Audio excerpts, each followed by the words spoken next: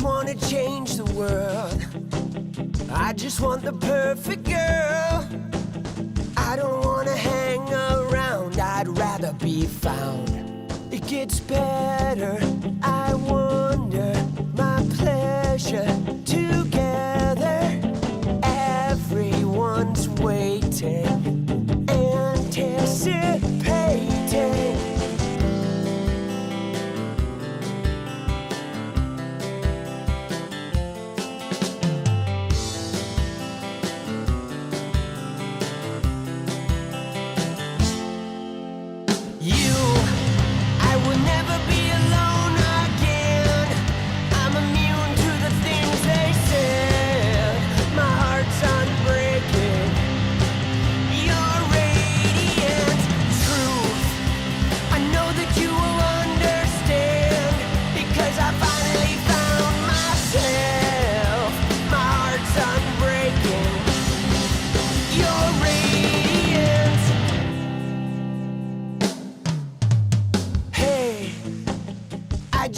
Change the world, but I'm not gonna wait my turn.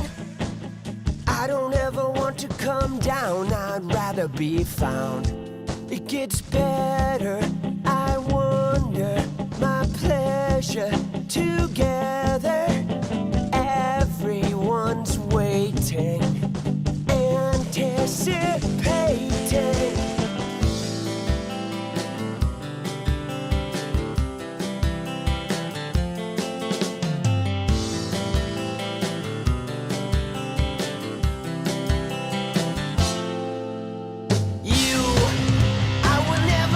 Alone.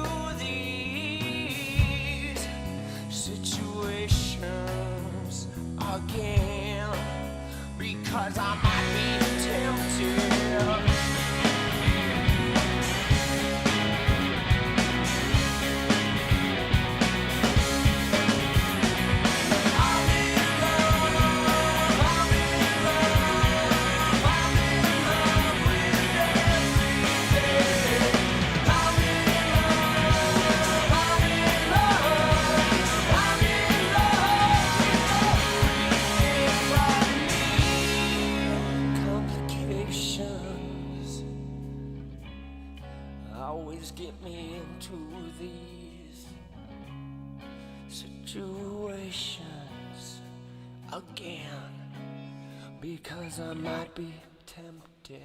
I'm in love, I'm in love, I'm in love with everything. I'm in love, I'm in love, I'm in love with everything but me. But me.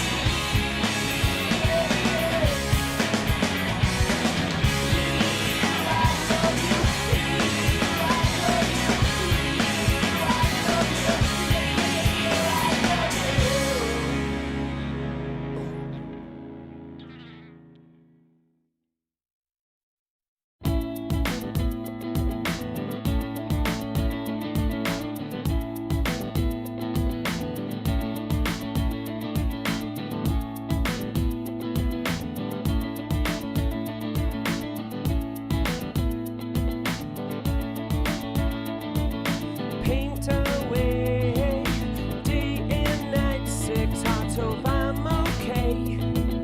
You're alright, goodbye, then if you dare.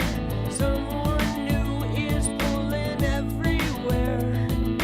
I'm afraid to let them. Nothing is what I say, I feel far away. Let's go! Nothing is what I think, I will drown in pain. Yeah, yeah, yeah, yeah, yeah. After you, I'm afraid of feeling some too soon.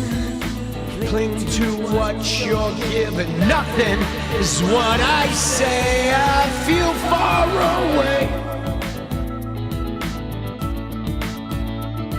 Nothing is what I think, I will drown in pink. Yeah, yeah, yeah, yeah, yeah. Ooh, oh, oh, oh, oh.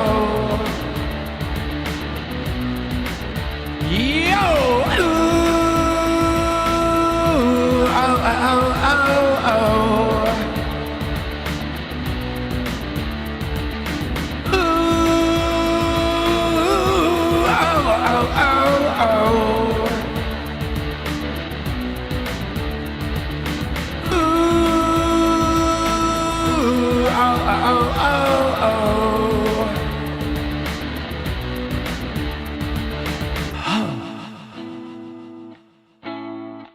Let's go!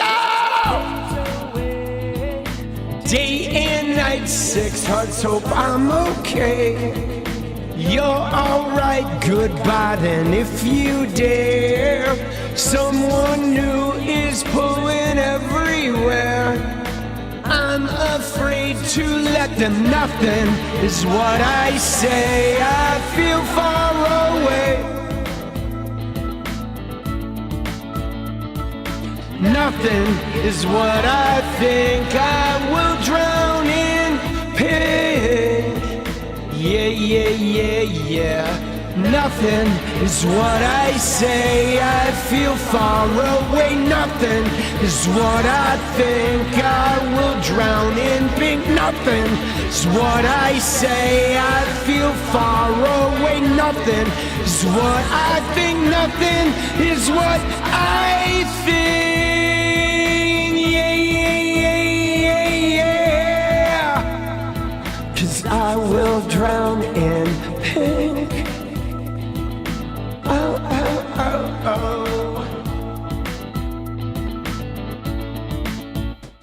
Oh, what's up, people?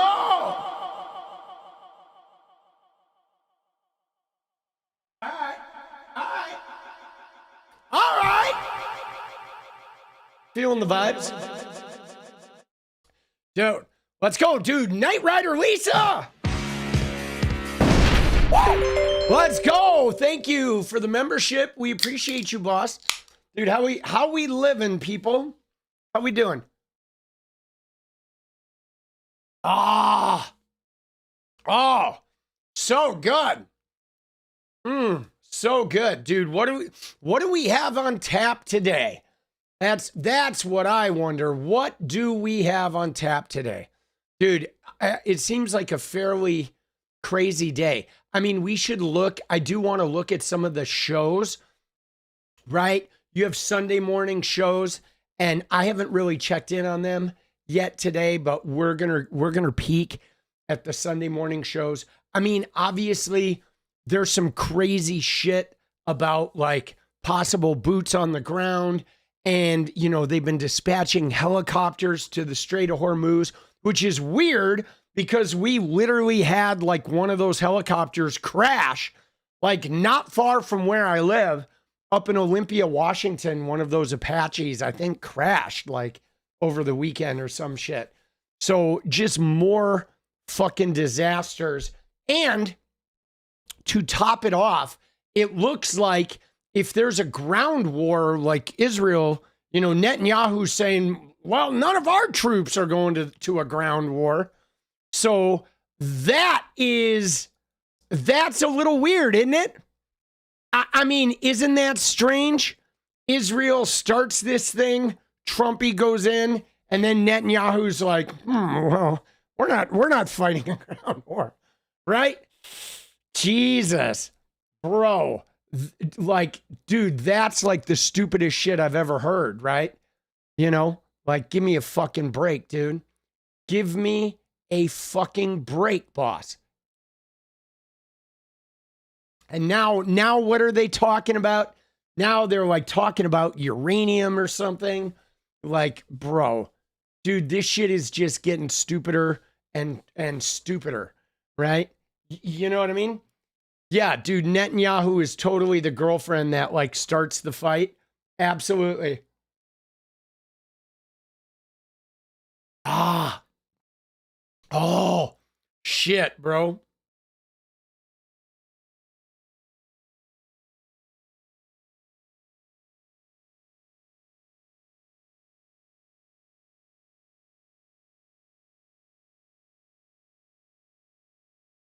Oh, shit, boss.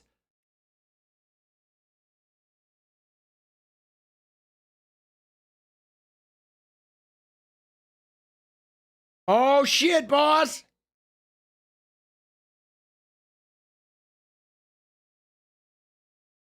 Ooh. Ooh. Poutine happy? Yeah. Dude, well, dude, this whole thing, guys, is like just crazy. I mean, for starters, can we just look at this for starters, guys? Let me see here. Hold on.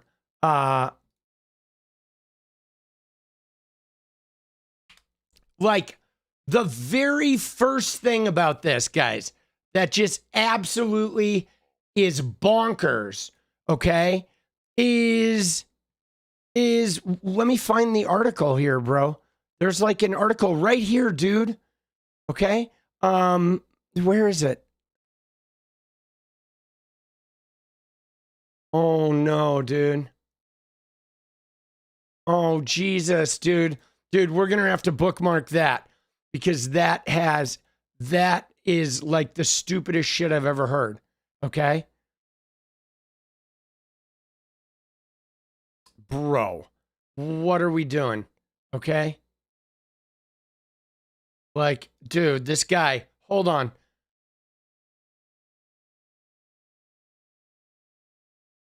The Whiskey Pete? Dude, these guys are disasters, okay? They are simply disasters. Dude, they are disasters. Like, unreal, bro. Unreal. But hold on one sec here. Let me see here. There's a... I want to find this one article. I did not bookmark this one. I thought I did.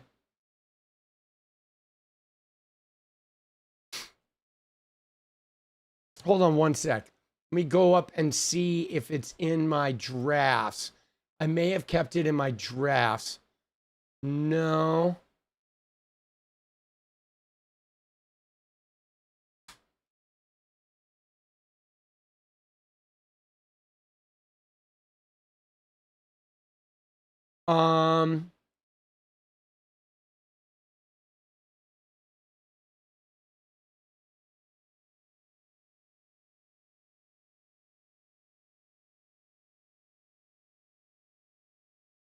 Oh shit, bro. Dude, I'm sorry. I know. I keep fucking up. I have most of the shit in the thing. I do. I have most of the shit in the bookmarks pile. I did forget this one though. But where is it? Where are you at here? All right. You love the channel? Let's go, friendship.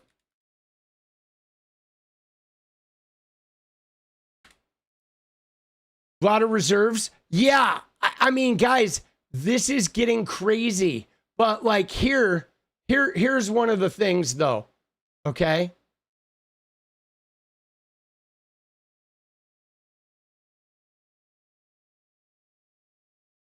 But guys, this is one of the things I'm talking about.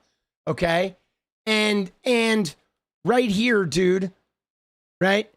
Iran has likely earned billions of dollars from oil sales since the war's start. Okay? This is what I'm talking about. Okay? And I think there's a Bloomberg article. Like, basically what has happened, okay, is that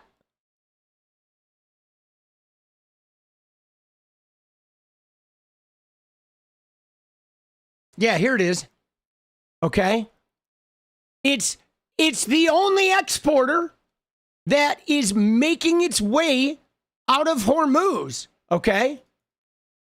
Hold on one sec here.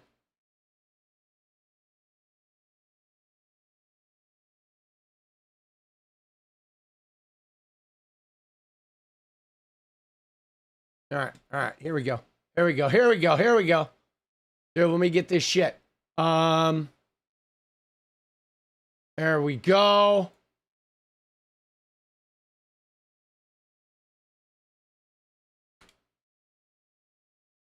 Dude, it's so dumb, guys.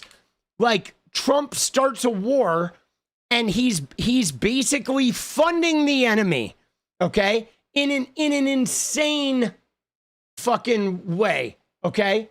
He is funding the enemy in an absolutely insane. It is like ridiculous how he's funding it, okay?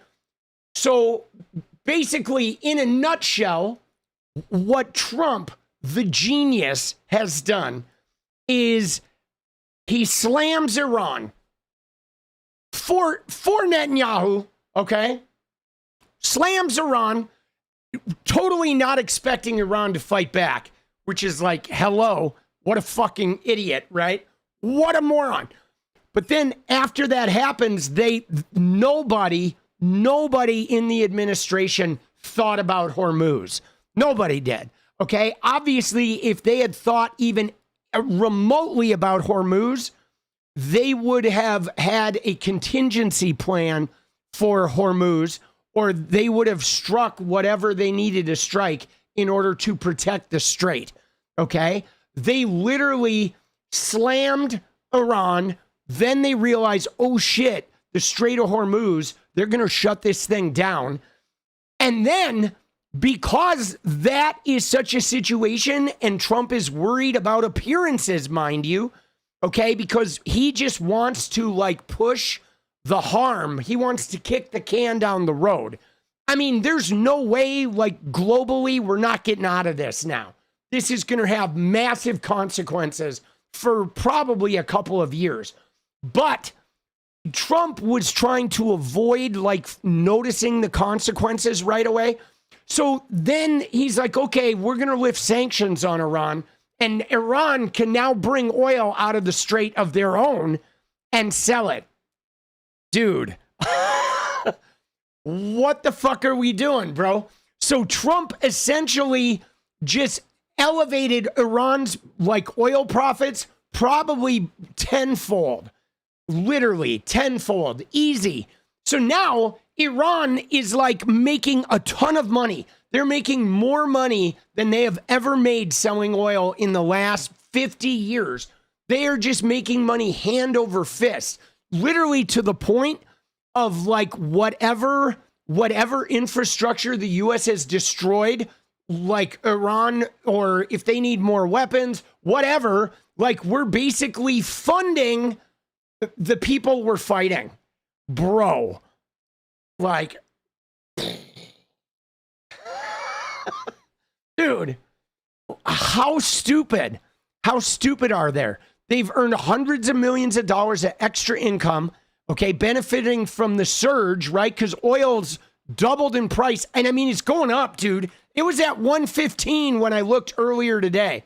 Dude, it's at 115 right now. That's the highest it's been. It's probably, I'm telling you, it's probably going to hit 200. I wouldn't be surprised if it hits 200. Dude, Malcolm Nance, I love Malcolm Nance. He's a former intelligence guy. Dude, I saw somebody mention Malcolm Nance. So, dude, Iran is raking it in, okay? Their exports have remained close to the pre-war levels, about 1.6 million barrels a day, right? But that is like nearly triple the price, okay? Their oil has grown more valuable, all right? And what's more is like they used to have like big discounts. Now the discount is just a tiny bit, right? Dude, it's so shitty, bro. It's so shitty. So their Islamic Republic is benefiting twofold from price moves. Its crude grade is selling to customers mostly in China at the smallest discount, and the price is going way up. So the discounts come down and the price has gone way up. And I guess they're still loading up on Card Island, even though Trump supposedly attacked it, right? Crazy, dude. It's just unfucking real, bro. It is unreal. So, I mean, dude, look at this guy. Look at him, dude. So to recap, Trump gets us into a war that we don't need to get into, and he creates a situation where he's funding the enemy by them closing off the Strait of Hormuz. So now the whole world is suffering because of the lack of energy flow through the Strait of Hormuz. Everyone is suffering except Iran, except the country he's fighting. Dude, happy stacker. Let's go, buddy. Let's go, baby. Oh. Dude, what a fucking dink, bro. Look at this shit. Look at him. I know. Doesn't he look terrible? Dude, he looks like, man. Yo, can we get a pine box over here? Please, somebody give me a pine box. Moving along very nicely. They've destroyed a lot of additional targets today. The Navy's gone, the Air Force is gone, we know that. But we destroyed many targets today. It was a big day. And we are negotiating with them directly and indirectly. We have emissaries, but we also are dealing directly. And as you know, they've agreed to send 8 boats 2 days ago, and then they added another 2, so it was 10 boats. And now today they gave us as a tribute, I don't know, I can't define it exactly, but they gave us, I think out of a sign of respect, 20 boats of oil, big boats of oil, going through the Hormuz Strait. Hormuz. And that's taking place starting tomorrow morning. The Hormuz Strait. Dude, 20 boats. Bro, dude, big boats. Guys, you know what's wild about this? Is the amount of oil that we use is insane, okay? Like America uses like 20 million barrels a day. Okay? Literally 20 million barrels. Okay? And dude, 20 boats, whatever, bro. That's like nothing for the world. Like, give me a fucking break. Dude, he said they're big boats. Oh, a tribute. I don't know what to describe it. Oh, the diaper tribute. Oh, they sent 20 boats and 50 gallons of Pampers. Dude, 500,000 boxes of Pampers. Oh. Dude, respect my ass, bro. Gave us as a tribute, I don't know, I can't define it exactly, but they gave us, I think out of a sign of respect, 20 boats of oil, big boats of oil, going through the Hormuz Strait. And that's taking place starting tomorrow morning. Over the next couple of days, a lot of boats.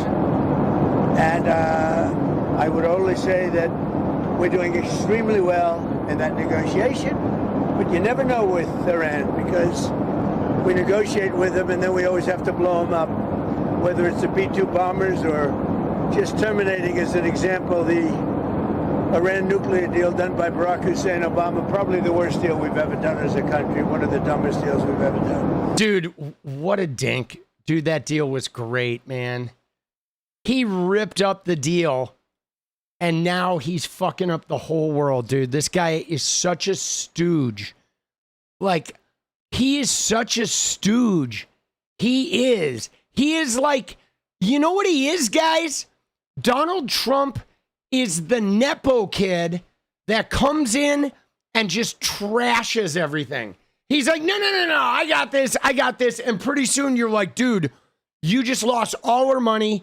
You just fucked everything up. You just made all of our lives miserable, right? Like, go the fuck away, please. Right now, just get out of here. Look at him though. He's like, dude, what's with the gritting? Like, why is he all of a sudden talking? Dude, I swear, he's like Nikki Haley all of a sudden.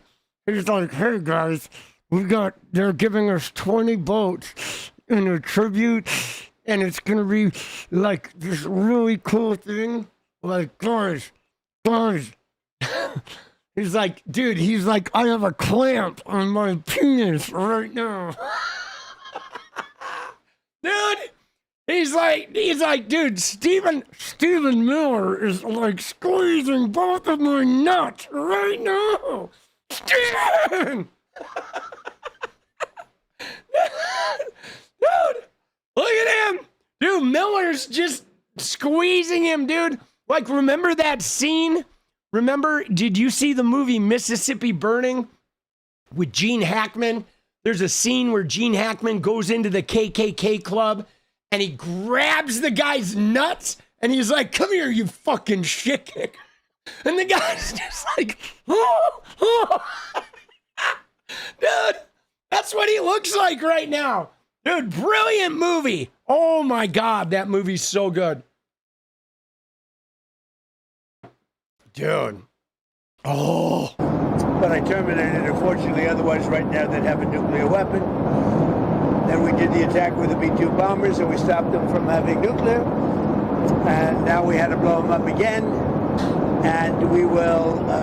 Dude, we stopped them from having nuclear and now we have to blow them up again. I mean, dude, he's talking like a fifth grader. Oh, yeah.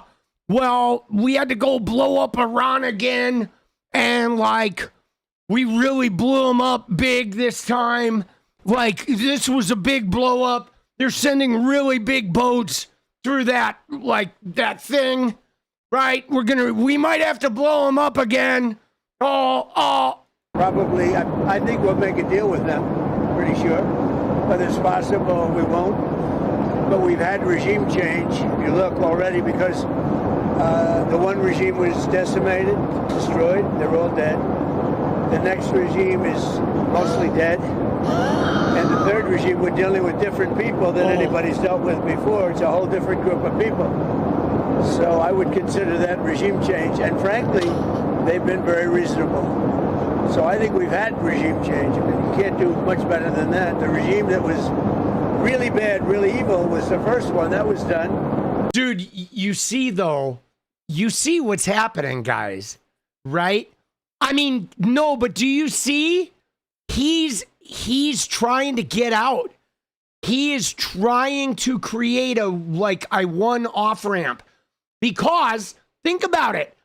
He's claiming that they destroyed everything, which they haven't, right? But do you see what he just did there?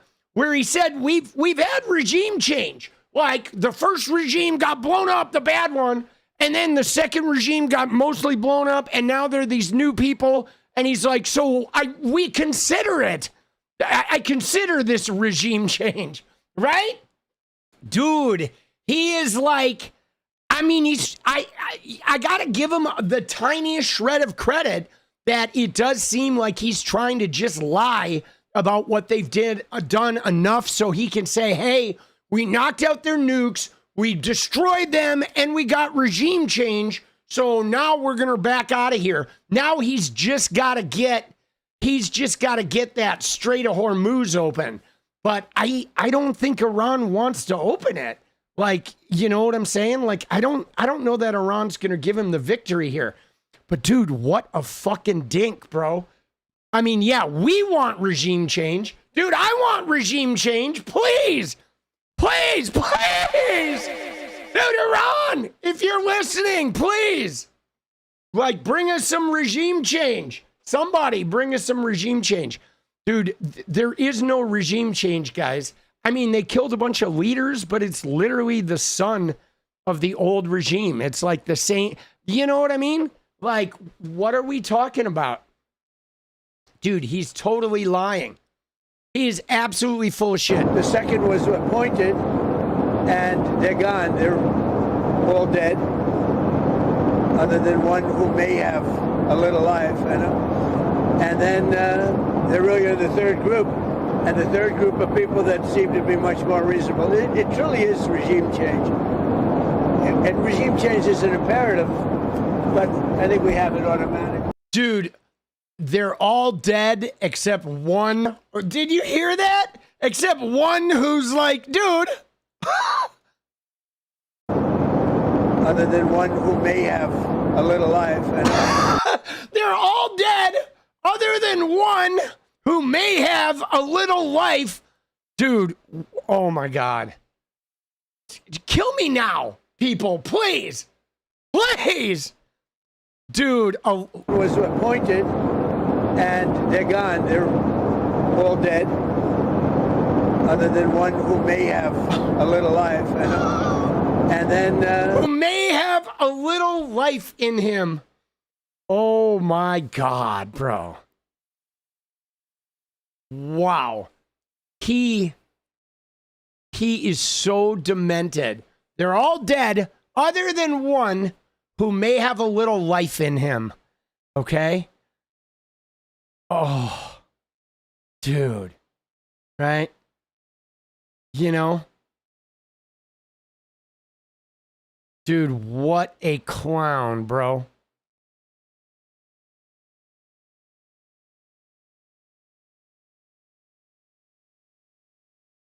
Dude. To ask about something that just happened tonight. The U.S. lifted sanctions on 140 million barrels of Iranian oil. The U.S. lifted sanctions on Iran. So just to be clear, the administration is now allowing Iran, the country that it is at war with, to sell its oil, make money, and almost certainly use that money in its war against the U.S. Why?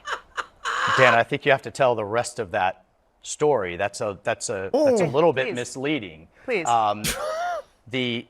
The measure is targeted towards oil that's already out there on ships, already out there in storage, and to the previous question is very temporary to basically defeat the Iranian strategy of driving energy prices so high, causing pain on consumers all the way, all over the world. And money won't go into their coffers? So that, well, that much of that oil and that illicit oil is already out there. It's already out there in the system. So we're going to allow it to go in a temporary basis to some of our allies like India, Japan, and others, so that this strategy from Iran, the Iranian regime, doesn't work. And by the way, this is a president who... Dude, by the way, guys, look at the price of oil. Yo, homie, your strategy's not working, bro.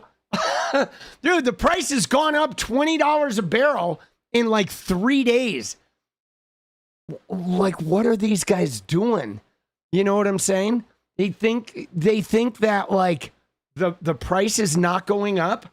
Does he think the price mysteriously is like staying frozen? They're so dumb. Like they're so dumb. Put maximum pressure on the Iranian regime in his first term. It was lifted by Biden in this, you know, Biden. Iran deal 2.0 attempt. They had to blame Biden. That Biden put in place. President Trump, as his second national security measure, put that maximum pressure back on. Their currency is tanking. Their foreign currency reserves are tanking. The thing the regime cares about the most is control and its money. And so no one can accuse President Trump of not putting maximum pressure on not only this regime, but on the Russian economy as well. Dude, Trump has done nothing but give Putin a handy. Like nothing, bro. Give me a break. Dude, Trump and Putin. Oh my God. Dude, it's so crazy. So now airline prices are going up. Fucking the World Cup is happening soon, right? I mean, dude, this is crazy. But here we go, guys. This is a couple of days ago, okay? The U.S. military sent 5,000 Marines, all right? And, right?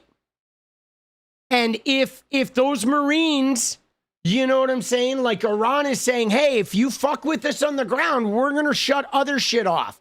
So like, we're playing a game of every time we threaten something, Iran is like counter-threatening, you know? You know what I'm saying?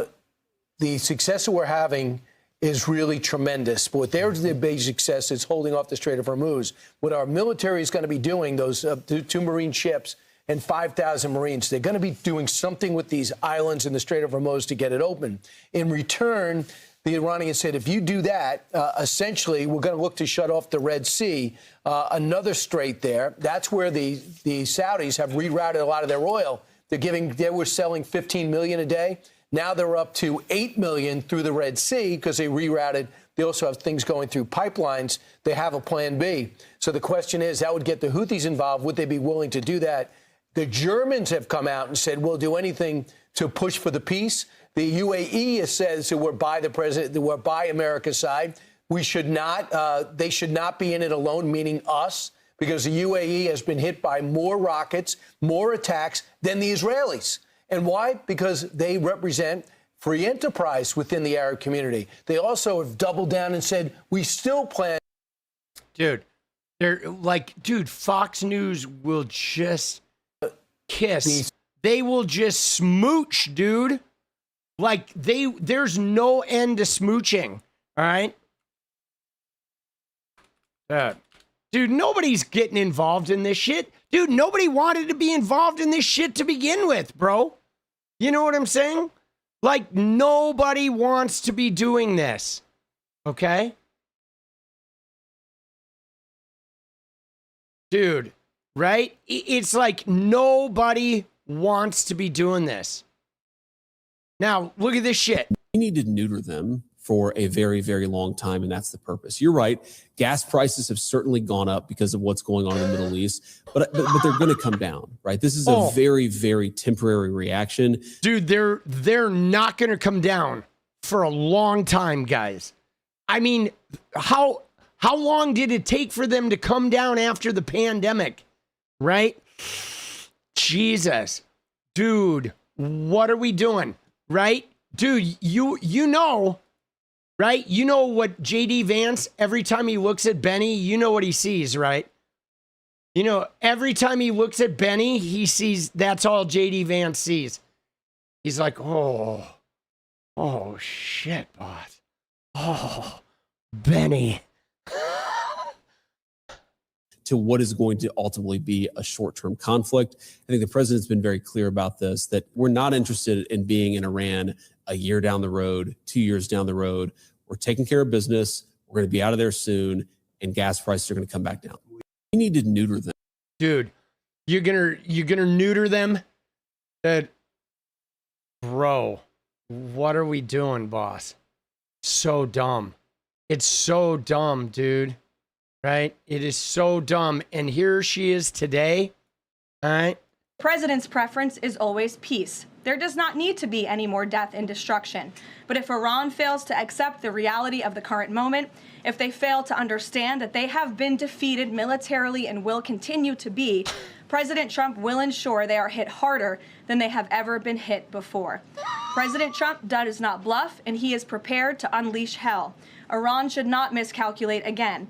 Their last miscalculation cost them their senior leadership, their Navy, their Air Force, and their air defense system. Any violence beyond this point will be because the Iranian regime refused to understand they have already been defeated and refused to come to a deal. Dude, like, what is this statement? First off, she's reading it. She's reading a prepared statement that says they refuse to come to the understanding that they have been defeated.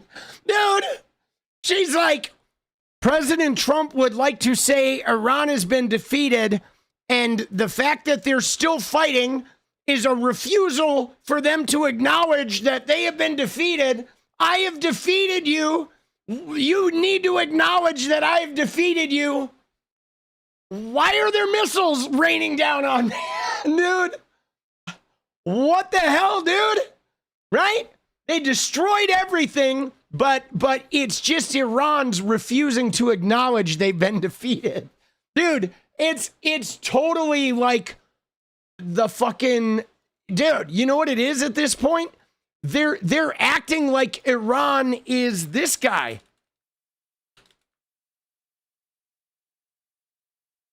Right? They're acting like Iran is this guy. 'Tis but a scratch. A scratch? Your arm's off. No, it isn't. Well, what's that then? Dude, that's exactly what's happening, right?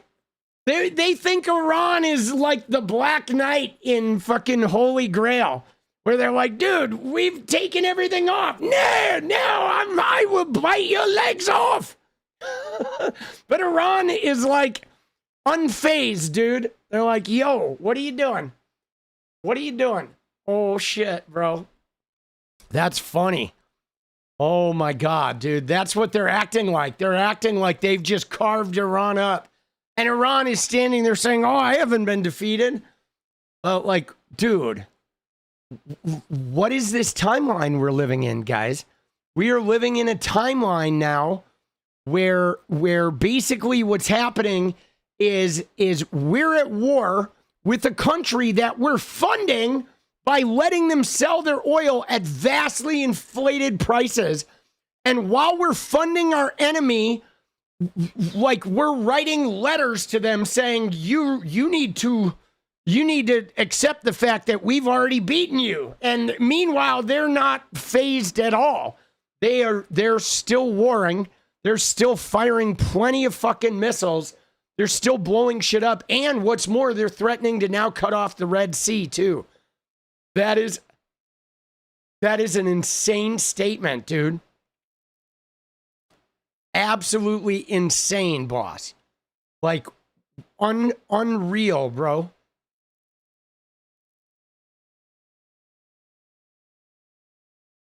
All right. Can he achieve his goals without ground troops, which is what the Secretary of State says? And how does this end? How do you call this a success? Sure, I think a success looks like the Strait of Hormuz is open. We get some kind of deal on the ballistic missile program, some kind of deal on the nuclear program. That's probably about as much as you could hope for. But I think they're very discrete things that, for me at least, from an operational military perspective, would look like victory. I believe All of those things are actually within our grasp. We just need to continue. Iran will ultimately respond to the use of force. They know and understand it, perhaps better than we have in the past. This administration is willing to use force. Other administrations have been thoroughly deterred by Iran. President Trump is not deterred by Iran. Can he achieve? Dude, like, I mean, he's just trying to get the off ramp, I think. I think he's just trying to get, you can see what he's angling for, right? Right? I mean, you can see it. He's angling to somehow make a deal that gets Hormuz open so he can say, I won, and then maybe run and hide. You know what I'm saying? That's really what's going on here. But I thought this was really interesting, guys. Okay? While we're, you know what I'm saying? While we are facing a potential, ground invasion, look at what's going on here, right? Trump's talking about a ground invasion, and Netanyahu says, yo, if there's a ground invasion, we're not going. Israel's not going. Like, we're not into a ground operation. No.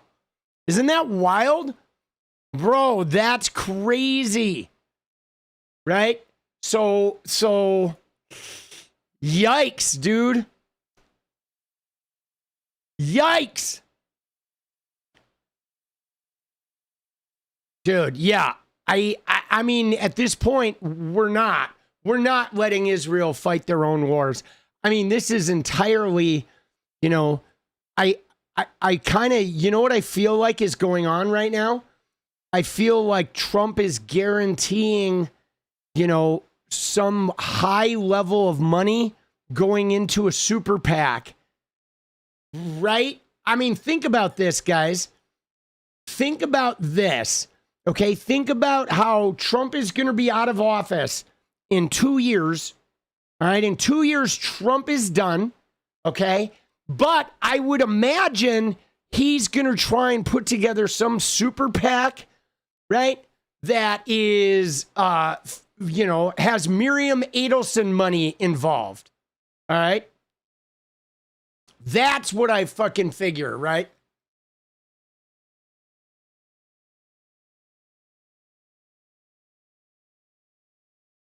Yeah, dude. I'm sorry. I looked at that guy's message history and I'm like, dude, later. Yeah, smell ya. Dude, yeah, talk to the hand, buddy.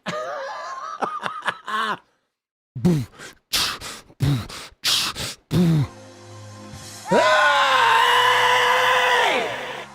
Suck it, dada, suck it, dada, suck it, dada. Dude, I am the real left nut. Dude, let's go. I am the real left nut. Let's go. Let's go. Let's go. Suckatata, suckatata, suckatata. Hit the road, Jack. And don't you come back no more, no more, no more, no more. Oh! Dude, we'll root them all out, boss. That's one thing, guys. Dude, you ready for this? I was a fucking Fortnite streamer. Dude, using the ban button is like, oh my God. Bro, clown kicking is in my blood. Inject that shit into my veins, dude. Dude, so stupid, boss. What are we doing? All right. We got to go to Rupar, see if there's any good clips to catch up on. Then we got to look at AOC slamming Ana Kasparian. Dude, Ana Kasparian just got slammed, bro. Oh my God. All right, first off, can we talk about how insane is this woman? Why is this woman, everywhere I look, I just see fucking McClain everywhere. She is like trying to milk this. I feel like she is the Nancy Mace of right now, right? Nancy Mace is old news. Okay, Nancy Mace used to soak up all the light, but now everyone's like, dude, Nancy, shut the fuck up. Nobody even listens to her anymore because you know she's just rambling about like genitalia or bathrooms or whatever, South Carolina. She's yanking Trump's chain. So everybody is like over Nancy Mace. But I feel like Lisa McClain is like the new Nancy Mace. And in fact, guys, if you look at her, she has the weirdest facial expressions. Okay, can I just show you? There was a picture of her. Like, look at her, dude. Dude, she is so weird. I swear to you, you know how Elon is always doing those like AI videos of the milk, right? I think Elon's going to make a milk video with him and Lisa McClain and like a turkey baster. And there may be like, you know, there may be a 15th child or something. Dude, can't you see it? Dude, I mean, she's a little old for Elon, right? She's definitely a little old for Elon. Elon is more, you know, more like in the Epstein range. But nonetheless, I don't know. He's probably going to age develop her with AI, right? But I can absolutely see it. But dude, watch. She's like batshit. She is batshit crazy, guys. I've got to tell you, Congresswoman, I mean, some people out there look at this situation and they don't understand. They know that the Republicans are in charge. You are running the House. You are running the Senate. You are running the White House. And yet we have these fights, and it's obvious that you can't get on the same page, and it seems like Democrats are still winning. Yep. It's extremely frustrating, and that's why we passed a bill for the fourth time to make sure that we pay our Department of Homeland Security agents and the whole department.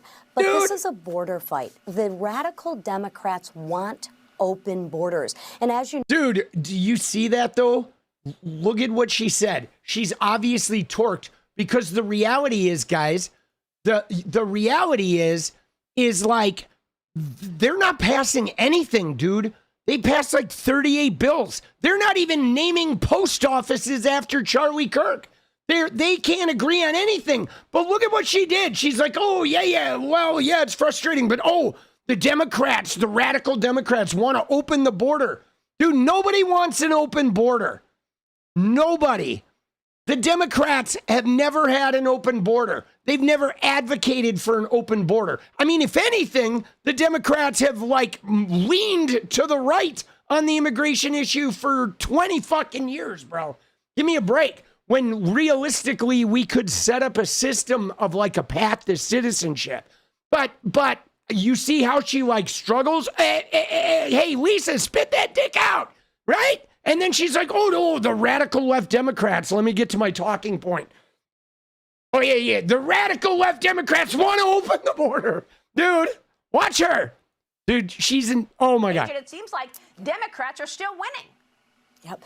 It's extremely frustrating, and that's why we passed a bill for the fourth time to make sure that we pay our Department of Homeland Security agents and the whole department. But this is a border fight. The radical Democrats want open borders. And as you know, it takes 60 votes in the Senate to get anything done. We need some common sense Democrats to come along with us. Dude, no Democrats are going along with you. Like, you know what I'm saying? I mean, it's real simple, guys. If you need 7 Democratic votes, then you got to make a deal, bro. Right? My faces kill you. I have some good faces, guys.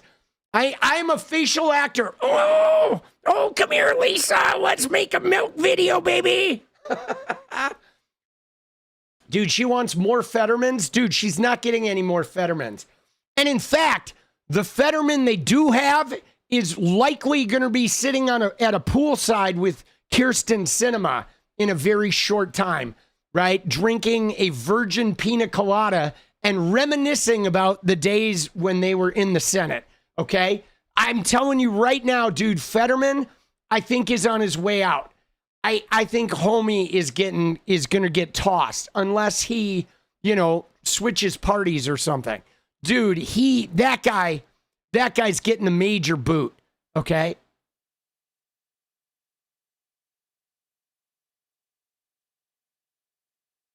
All All right, to the RUPAR. Dude, yeah, fuck Fetterman, bro. We're going to look at this clip in a minute. That shit is crazy. Dude, look at this. Oh, my God, dude. What the fuck here, boss? By Democrat terrorists. These people are sick. They don't care about our country. They don't care about people. But what it's all about really is they want to have open borders and they want to have criminals come into our country so they can get more votes because they're losing votes fast. Look at how I did with the Hispanic population. And now I'm doing even better with the Hispanic population. And that's bad for them. They always had it. Now they don't have it anymore.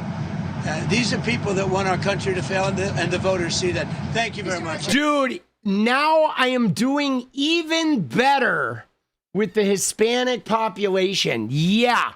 Wow. You see the switch, though? Now it's back to the Democrats want open borders in order to get voters. And because he's doing even better with the Hispanic population after he's terrorized them for, 14 months. Dude, somebody said a meat popsicle. Oh, my God.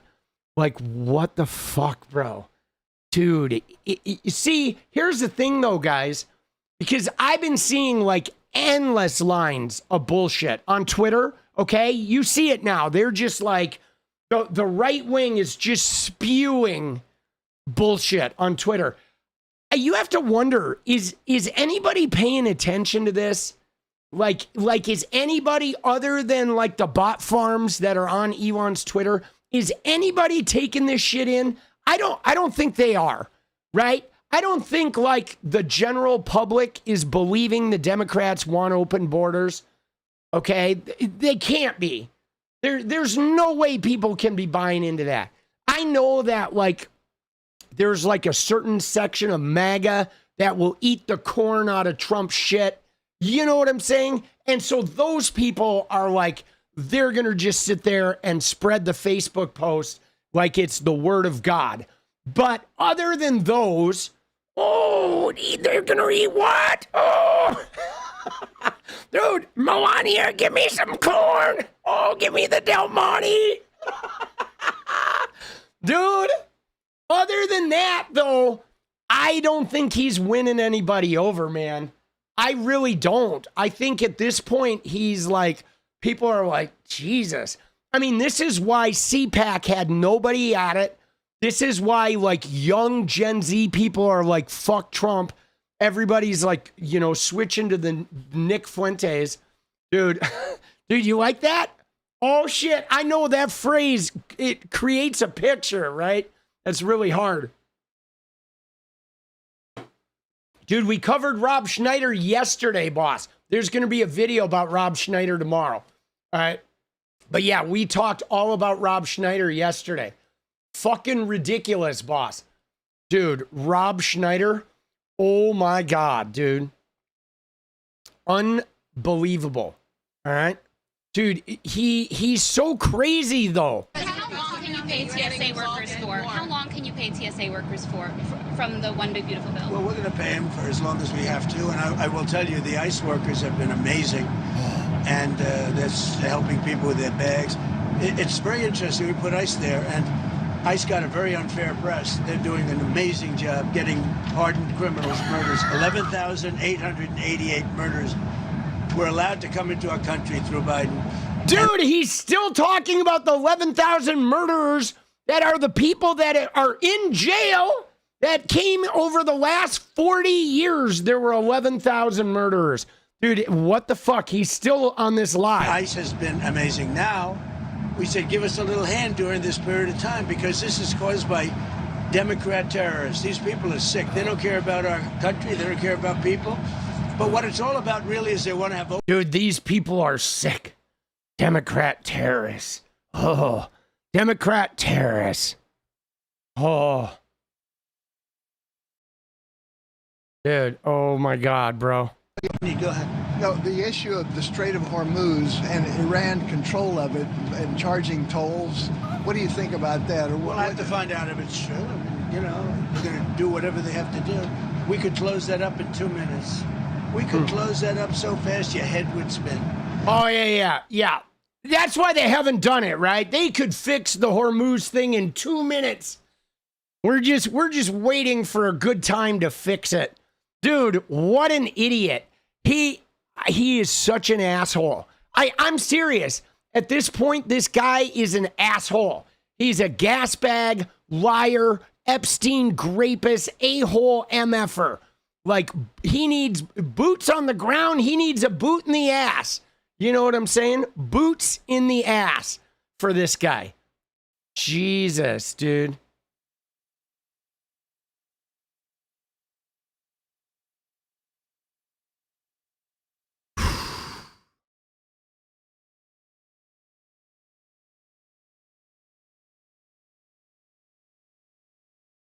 Dude, oh shit. Dude, you see this though? That 𝗙cie 𝗫𝗎 is not going to be Surgeon General, guys. Dude, you see that? Dude, we still don't have a Surgeon General, by the way, guys. It's like months later. Why? Because he tried to fucking put the craziest fucking person on the planet. She is literally like the Matt Gaetz of, right? She is. She is like the Matt Gaetz of fucking Surgeon Generals. And there's no way she's ever going to get the votes. Dude, she is even crazier than Dr. Oz. She is. She is like crazier than crazy.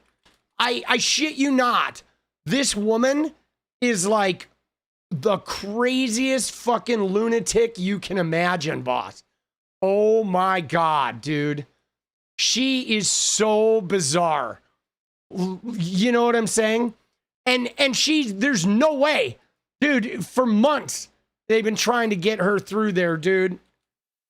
I just want to talk about her for 1 sec because she's just not happening, dude. Dude, she's like an Instagram person with crazy, you know what I'm saying? She's like a crazy Instagrammer. Dude, she's a huge anti-vaxxer, right? Huge anti-vaxxer. Like fucking insane. Dude, right? Dude, she is nuts. Here. We've got a huge percentage of American women on birth control pills. That's, of course, hopefully post-puberty. But we're putting women on exogenous estrogens for acne, for PCOS, for menstrual irregularity, sometimes, of course, for actual birth control. But it's like, it's very ubiquitous now in the environment.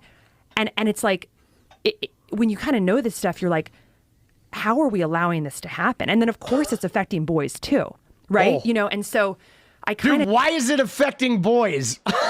Are they taking them too? Like, dude, she's such a weirdo. Just think about this world we're living in where it's tons of estrogens. It's not like there's a bunch of exogenous testosterone, right? It's not like the plastics are all...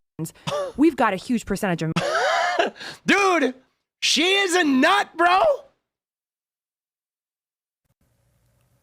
Very disturbed by the phrase all good things in moderation, because that's been sort of a American staple phrase for decades. We love saying that whenever we eat something, a treat, you know, all good things in moderation. And now we are so sick. And so when we think about all the things we're choosing to experience in moderation in our world, it's you know, a little bit of water from a plastic bottle, and it's a little bit of Oreos, and it's a little bit of that lotion that has a bunch of artificial fragrances in it, and a little bit of that deodorant that has aluminum in it, and a little bit of this Advil that I take 2 to 3 times a month, and a little bit of that anti-reflux medication. Oh, and I'm going to have a little bit of watching Netflix. It's too much. We're applying this principle of moderation, but then we're inundating ourselves with so many inputs that are ultimately toxic. So I think we need to realize that. Dude, did you see the list of things she considers toxic? Fragrances, deodorant, Netflix, Oreos, Advil. Dude, like, she's like crazy. Like, you know, I mean, she's like, yeah. Suck it, then, suck it, then, suck it, then. Dude, she's nuts. Moderation of a lot of toxic things is leading to bad outcomes. Dude, by the way, guys, can I just say that the life expectancy in America is like, it's pretty long. We have a lot of like boomers that are still way outliving. Okay. There are a lot of people living along. I mean, we have some chronic health issues for sure, right? We do. I mean, if you go into the suburbs, there's a lot of like cortisol, weight issues. There's a lot of like, processed foods and shit like that, lack of exercise, lack of stress management, lack of stress management in a major way that I believe is causing a lot of the, it's adding to the cancer scenario. I mean, realistically, guys, we're not meant to live forever. We're not meant to live forever. I mean, our bodies are going to break down, and so like, I don't know, dude, this idea though, that, you sort of have to like, you have to ride a wave here. Okay. Because do we want to be sensible? Yes, absolutely. We should have healthier food.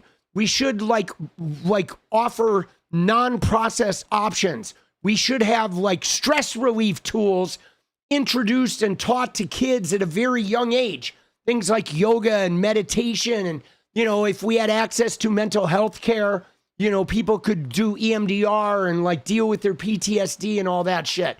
So there's a lot of things we can do from a health regimen standpoint. But here's the problem though, guys, is most of the country is living in near poverty, guys.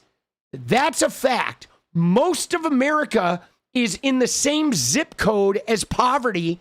And so they can't even afford to eat healthy food. They can't even afford to engage in any of the behaviors that manage stress because they're literally living in near poverty. And that's factual. They have no health care and they have no money. And what's more, guys, there's like an access issue. This is one of the things I noticed when I toured the country. And you may notice as soon as you go into a small town, as soon as you go into a rural area, there's no healthy food, guys. Go into a small rural grocery store and find something that has no MSG in it. You won't, okay? I used to go and stop in these small towns and I couldn't find a goddamn thing in the grocery store. Even the bread was like filled with high fructose corn syrup. It's ridiculous. You get into these rural areas and these suburban areas, right? Where these deep red areas and all of their groceries are just filled with shit, okay? Literal shit. They don't even have options of something decent to eat, man. It is so gnarly, okay? And the reason they do it is it's like capitalism. It's like late stage capitalism. Put high fructose corn syrup in every single item, and then people will just eat as much as they possibly can. And you make it dirt ass cheap so they can afford it. And then people are just living in a circle of like, eating their own health. It's so gross, dude. It is so gross, right? You said the food is so tasty though. I mean, I really don't think it is. I think it's like, I mean, it is, but it isn't. It's like candy tasty. So the thing about MSG is it's not like MSG is bad for you, okay? MSG itself is not bad for you. It's the addictive properties of MSG, okay? It's not like MSG poisons you. It makes you eat more, okay? When you shit with MSG, you just want to keep eating and eating and eating. So it's not like the MSG is toxic. It's that the MSG induces a tendency to eat. That's why when you open a bag of potato chips that have MSG, you eat one of them and next thing you know, the whole fucking bag is gone. And you're like, God, I don't know why I couldn't stop. It's like, right? It's gnarly. I think that's the number one problem is once you start eating it, you can't stop, dude. It's true, dude. Right? Open a can of Pringles, guys. Open a can of Pringles and have 3 of them and then tell me how long before the whole can is gone, dude. Okay? Dude, it is like you set a stopwatch. You'll eat one, you'll cap it, and you're just like, all right, one more. Dude, oh shit. Yeah, high fructose is the same way, dude. It's like that shit, those shit are just, they're triggers for like nom nom nom nom nom, right?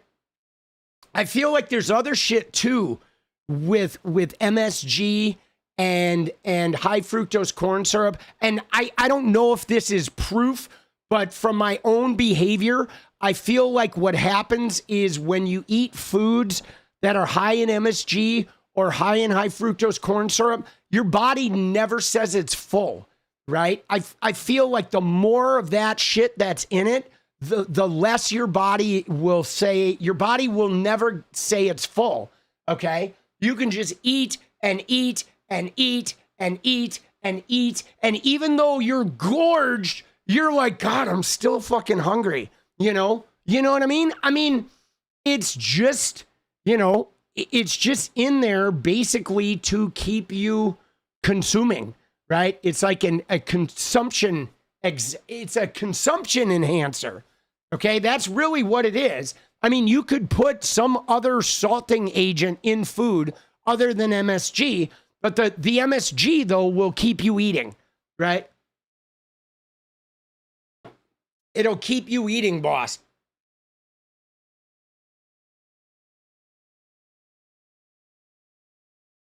That's really all it does. It just keeps you eating. It's just like kind of addictive.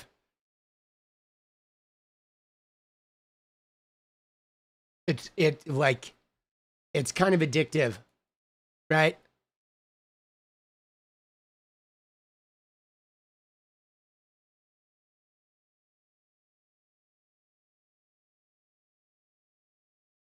I mean, there's like, that's why it's like the difference between cane sugar and high fructose corn syrup. Okay, they're both sweeteners, but high fructose corn syrup will like trigger your body to consume more, right? It will. If you drink a soda with high fructose corn syrup, you could probably drink 10 of them, right? And if you drink a soda with cane sugar, it tastes better, but it doesn't get you spun out. Like once you drink one cane sugar soda, you don't need to drink a second one. You don't want to fucking consume another one. Like a lot of that shit is like they put shit in there just to get you to consume more, right? Dude, the cane sugar is so much better, right? It's just less addictive, I mean, that's really what it's about. A lot of that stuff with a lot of that processed food is that processed food is designed to be addictive. I mean, it's like the C major blingy sounds on a slot machine. Okay. That shit, they design that shit so you will fucking never stop eating. You know what I'm saying? I mean, if you really want some sugar, just eat some raspberries. My God, dude, I buy raspberries all the time. There is no better way of getting sugar than having raspberries. I'm serious. They're so good. They're like candy. Dude, that shit is so natural. Shit is so good.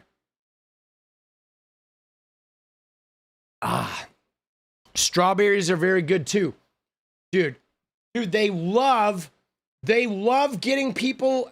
It's like, I'm telling you guys, late stage capitalism is all about addiction, guys. Everything we're dealing with now is addiction. Okay? It is like addiction.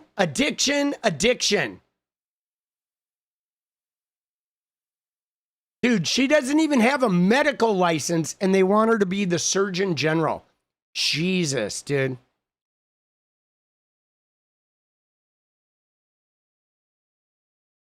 Right? Dude. Little bit of Netflix. A little bit of Netflix. Did you guys have any Netflix today? That's why you're unhealthy, boss. Because of Netflix. I'm telling you right now, guys, if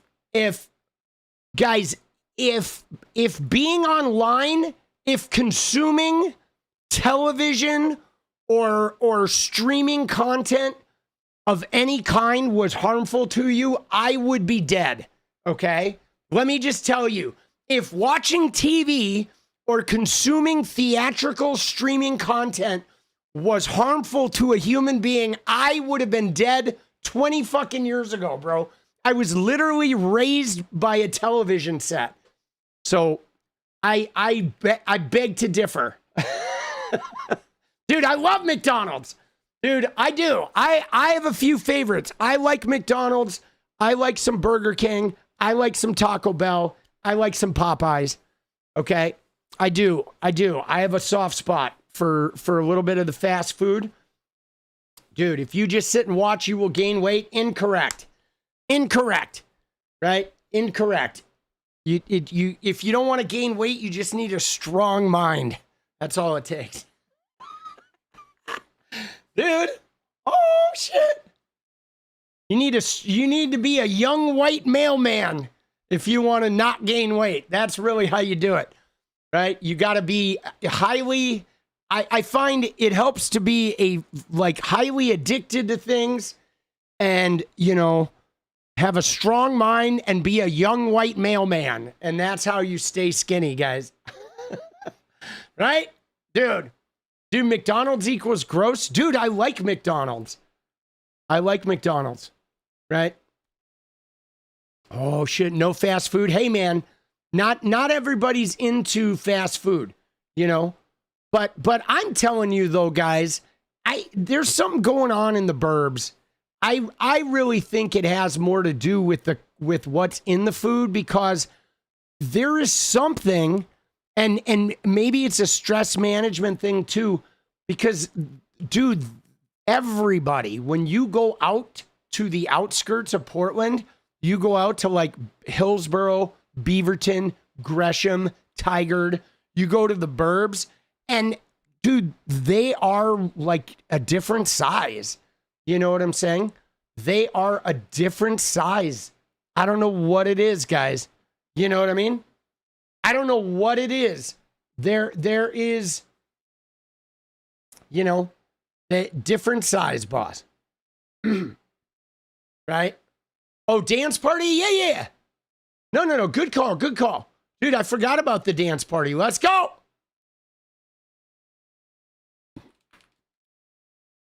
Dude, let's go, baby. Let's go. There you go, Ella. Thank you. All right. Yeah, I really think there is, I think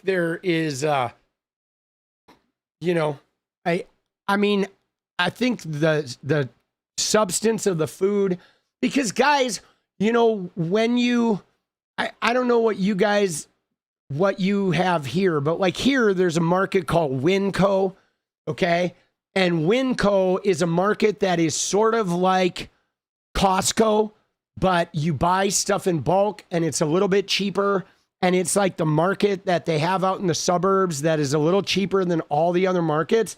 But it's also like there's not a lot of healthy shit there, okay? They don't have lean ground beef. They don't have lean meats. Everything is a little fattier. Everything is, more MSG, more high fructose corn syrup, more processed shit, okay?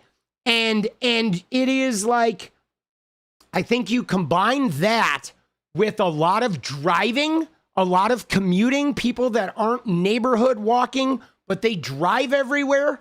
So you're driving, you're consuming trashy food, you're probably eating fast food. If you're a construction worker, every day you're eating fast food. And then you're like, you have poor stress management. And so, I don't know. It seems like some of them got to get exercise, But like, man, there is a distinct situation where when you get onto the outskirts there, or you get into those rural towns, the people are just bigger, right? 𝗦𝗂, yeah, no, 𝗦𝗂 is good. I mean, I used to shop there because if you're on a budget, it's fucking amazing. It's just sometimes it's hard to get healthy food, right? It's hard, you know, healthy food. The only place that has healthy food that's reasonable is like a Trader Joe's, you know what I'm saying? And so, but there's a lot of times there's not those, you know, but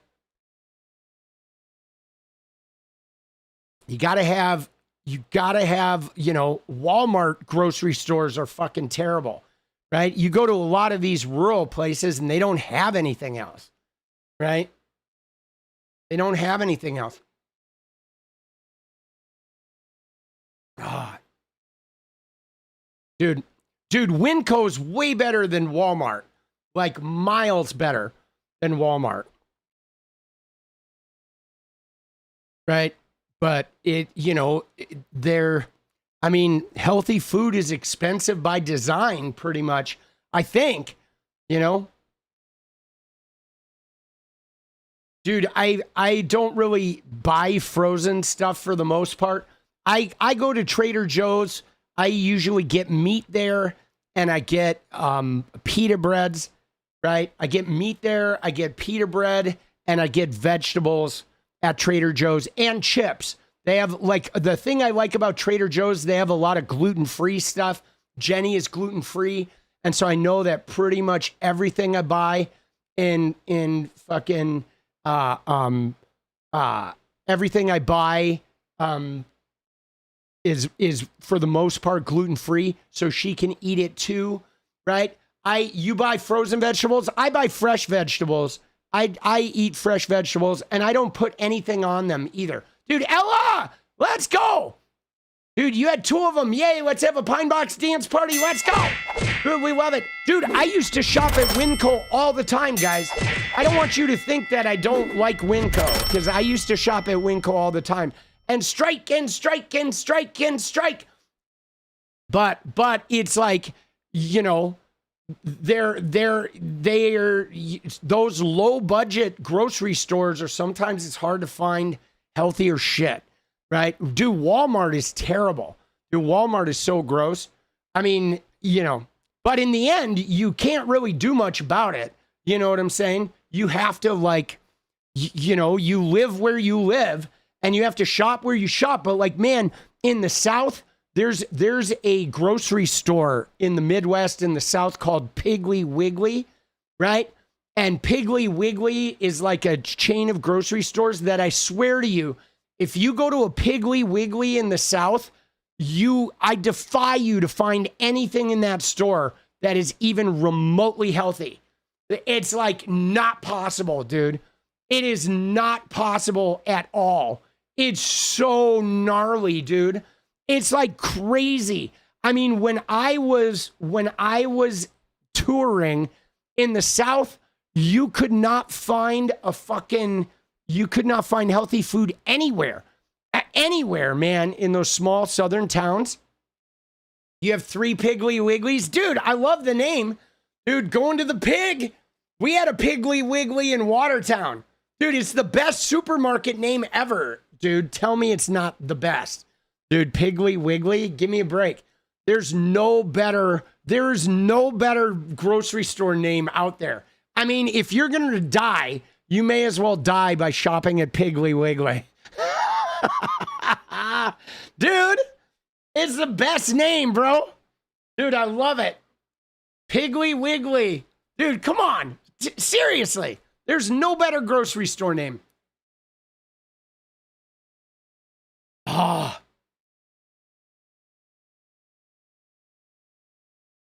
Yeah, it's hard though, because, you know, anything that you buy that's healthy is a little bit more expensive. You know what I'm saying? We need to grow our own food. Nobody has time to grow their own food anymore, boss. And you don't even really have the space. Most people don't live on enough land where they could grow like enough of their own food. I mean, we grow shit here, but there's no way we could feed the amount of food that like a family consumes to be able to grow that by yourself is like, it's not very realistic. If you're like a skinny vegan person living on an acre of land somewhere, maybe, but I mean, who has time to grow their own food? Dude, I barely have time to take a fucking shower, boss. Give me a fucking break. Right? Dude, I'm not growing my own food. You grow your own food. I'm not growing shit. I'm going to the grocery store and no regrets. I feel zero compulsion to grow my own food. Fuck that, dude. I don't want to be a farmer. Dude, fuck that, bro. I don't want to live in the 1800s. You go live in the 1800s. I want a 5-star hotel and fucking, you know, fresh seafood, right? I'm not growing my own food. Please, give me a fucking break. Dude, I don't want to do it. I mean, some people like that shit. I wouldn't mind growing some fruit, some fruit. Like we have an apple tree and we have, you know, we do grow, Jenny's grown like cantaloupes and cucumbers and shit. Because we do have a nice, like, southern exposure. But, dude, it's just too much work. Right? It's too much work. Let's go. Don't knock it so hard. I'm not knocking it. I'm just saying it's not for me. I'm not knocking it just because I don't like it. I don't need to be into everything you're into. You know what I'm saying? I just think in 2026... you know, with people like struggling to survive, expecting them to grow their own food is like, seems a little ridiculous. I mean, if you're, you know, a stay-at-home mom and you have a single income like guiding your house, that's sure. But like, dude, it's so hard to survive in capitalism. The idea of expecting people to have to grow their own food just seems like way too much pressure, boss. Dude, you know what I mean? Like, let the people live, right? It's 2026. We're supposed to be advancing into the future. We're not supposed to be going back to the 1700s. Dude, Lucy Lou's mom, let's go. Right? Oh, shit, boss. But hey, man, if you're into that shit, you should do it, right? You should do it. I support it. And dude, I knew people like in Detroit. I don't know if you guys know this, but Detroit had a like renaissance, okay, in the, I don't know, early 2000s, right? Detroit, a lot of people left Detroit and property values plummeted and Detroit was like going way downhill. And then a bunch of like, you know, do-it-yourselfers moved to Detroit and started buying houses and they started growing their own food. And pretty soon by like 2015, Detroit was like one of the few cities in America where they were literally growing like more food in the city that they were consuming. They were growing more of their own food than they were importing. Dude, it was insane. And I knew a bunch of people that were into that, into like urban farming and shit. Dude, they love it. And like, you know, more power to them. But that's not my style. Dude, I consume. I'm not very good about the consumption thing. I consume. I mean, we do smart things like when we did our house, we put all the lighting in it as LEDs. Like we did a lot of shit that like minimizes our energy usage, and we definitely recycle and compost and all that stuff. But for the most part, I don't engage in any of that. Like, you know, I'm not trying to be a fucking Luddite, you know. Dude, Jenny'd be a farmer. Yeah, I'm not going to be a farmer. Nah, I'm going to be friends with some farmers. That's what I'm going to do. I'm going to be in tight with some farmers. Okay? I'm going to have some farmers that like love my energy. They love having me around. Right? That's what you got to do, right? You got to be friends with the farmers so they hook you up. Dude, I have something to barter. It's my smashing personality. I bring the hope. I bring the hope and the mania. Dude, people love to be around the mania. Jenny will tell you, it's very exciting to be around the mania. I bring the mania and the endless hope. Dude, let's go. They feed me. Find me some Amish people. Dude, I lived with a Mennonite once. I did. I had a Mennonite roommate.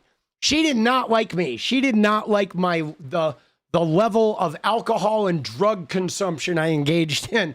My Mennonite roommate, and she didn't like the fact that, like, I slept with our other roommate on the first day of living in that fucking house, and then it got real chaotic.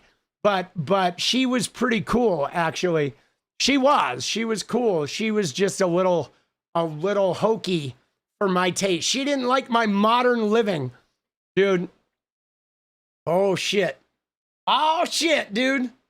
Aren't most farmers MAGA? No. I mean, I think large scale farmers are MAGA, but there's a lot of farmers that are like natural and you know, if you engage in you know, responsible farming, like farming that is not like non-industrialized farmers. There's a lot of non-industrialized farmers that are not MAGA. I feel like industrial farming is like MAGA, and you know, like, you know, sustainable farming is more not MAGA. Right? Any farmers that engage in sustainable farming are probably liberal. I mean, the very nature of the type of farming is to, you know, make the planet a healthier place. Dude, I'll be honest. My Mennonite roommate, she looked a little bit like 𝗙lie Stevens, that crazy lunatic from Michigan. Dude, my Mennonite roommate looked like 𝗙lie Stevens. She did. And she had a little bit of an accent, too, a little bit of a twang. I can't remember her name. It was the first house I lived in Portland. It was the one what ended up happening were two things. One is there were two girls, and I moved in, and the first night I slept with one of my roommates, and that was very problematic. It caused a lot of issues because I didn't want to like have a relationship, and you know, I was very actively involved in the rock and roll scene, so that caused a lot of friction. But then the other thing that happened is eventually I dated this girl that I met at the Sandy Hut, and I met this girl, and she had been staying with this guy.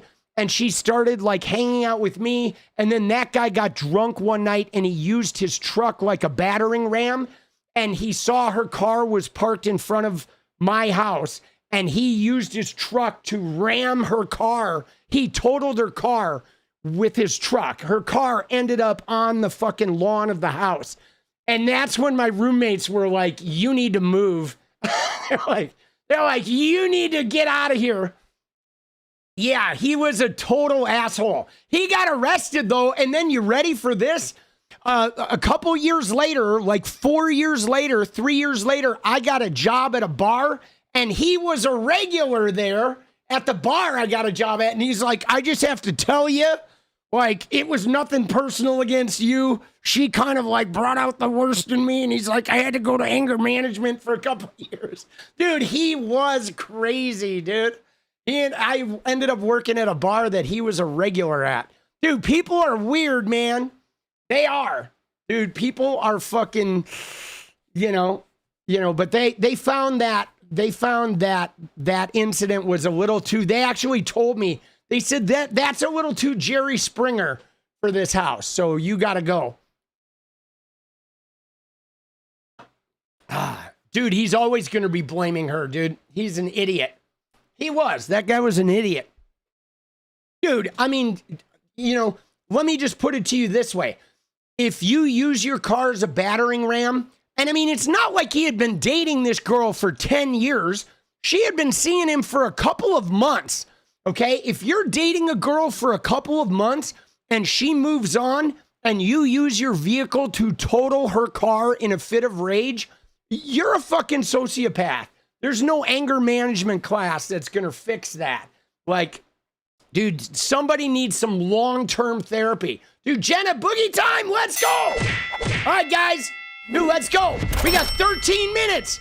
All right, we need 27 and 3. Let's fucking get it.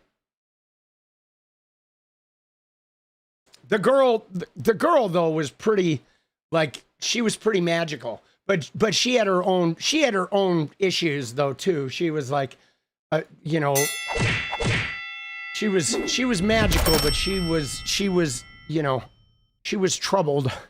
We were all troubled, dude. I was troubled when I was partying. I was a very troubled individual, guys. Let me just say, sober, being almost 19 years sober is a very different version of me, right? When I was drinking and doing drugs, I was not the fucking together person you see before you. Jenny and I were talking the other day about how it's really, you know what it was like, guys, for me when I was not sober. Dude, masa sasa, yeah, kamasaka saka, let's go, deal. Here's what it was like, guys.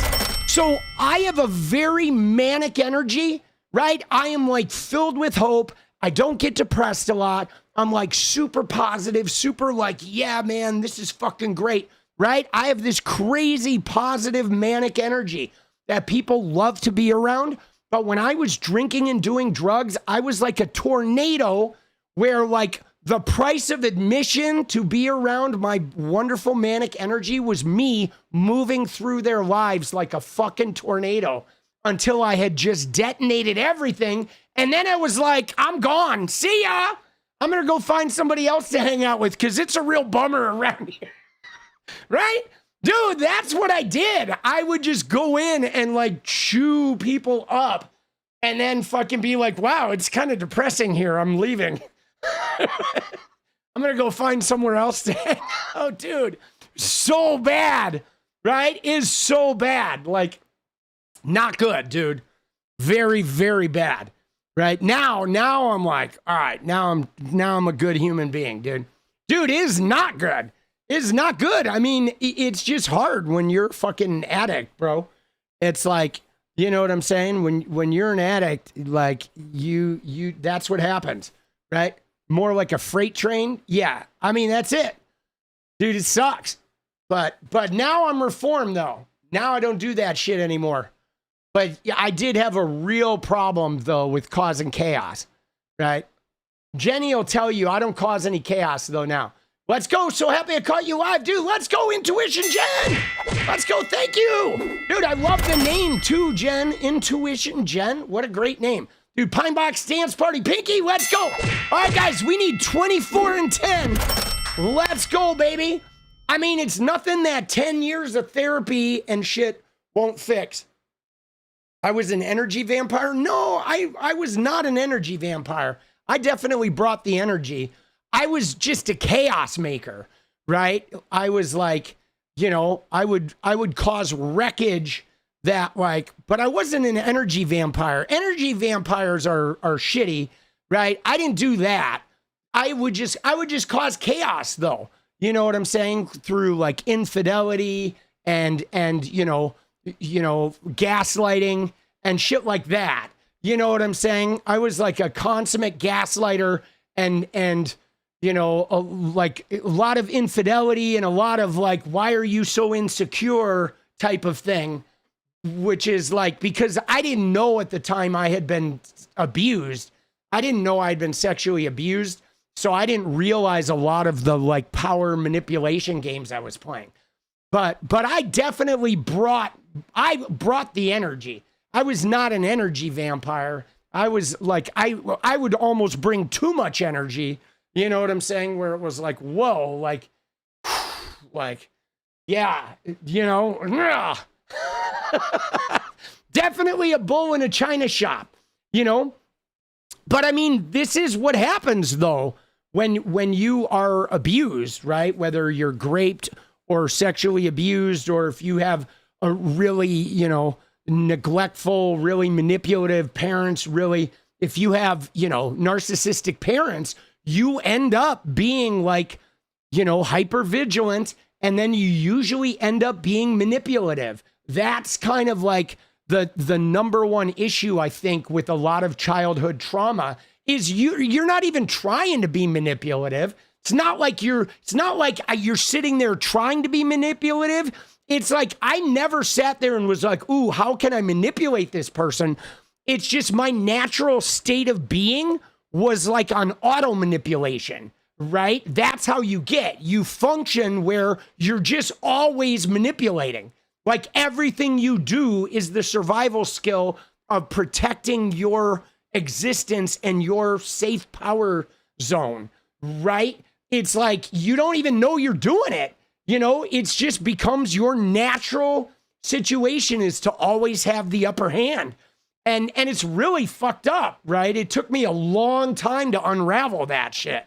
A long time. Because you don't like even know what's going on.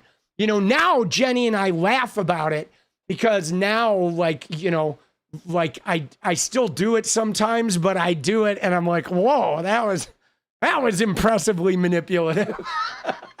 Or she's like, I'm on to you. She knows what it looks like.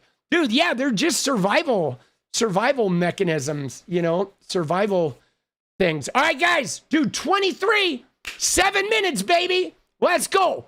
Let's get a preview of the dance. Oh yeah, baby. But I'm healed now. Dude, I'm like 𝗙𝗍𝗃, boss. I am healed. Whew. Right? Where's Erica? Dude, I'm healed. I'm healed. I got Jesus in me now, guys. I got Jesus in me. I am healed. Oh, take me, oh Father. Oh, Lord. Dude, fuck Mallory McMorrow, dude. She's being fucking weird, boss. She just sank her campaign. I'm serious. I used to like her, but like, dude, she's just being a fucking weirdo now. I liked her, but, you know, I guess running for a Senate race, you find out what they're really made of, right? Let's go. Let's get it. Thanks for everything you do, boss. Appreciate it. Dude, I wonder if she's still gonna win though, but she's just being weird, right? You know what I'm saying? Like, I don't know, dude. She's being like she's being weird, like pseudo fucking like half. She's trying to be a half Zionist, right? You know what I'm saying? She's trying to be like a half Zionist, you know. Be the person you want the world to be. Let's go, Pinky! Yeah, I just think that's not a good move. That's not a good move in today's climate. I don't think you're going to be able to get away with that shit, right? You know, she does have a huge pile of money to use, but dude, half Jesus, half Zionist. I mean, that's kind of what it is. I say this every day that like there's the biggest Zionists are fucking evangelical Christians. Or people, Catholics, right? The biggest Zionists are any Christian that's trying to use the nation of Israel in order to bring about the rapture, okay? They are bigger Zionists than anybody in fucking Israel is, right? There's no bigger Zionists than Christians because they're trying to make that nation of Israel bring the rapture. It's crazy, bro. It is.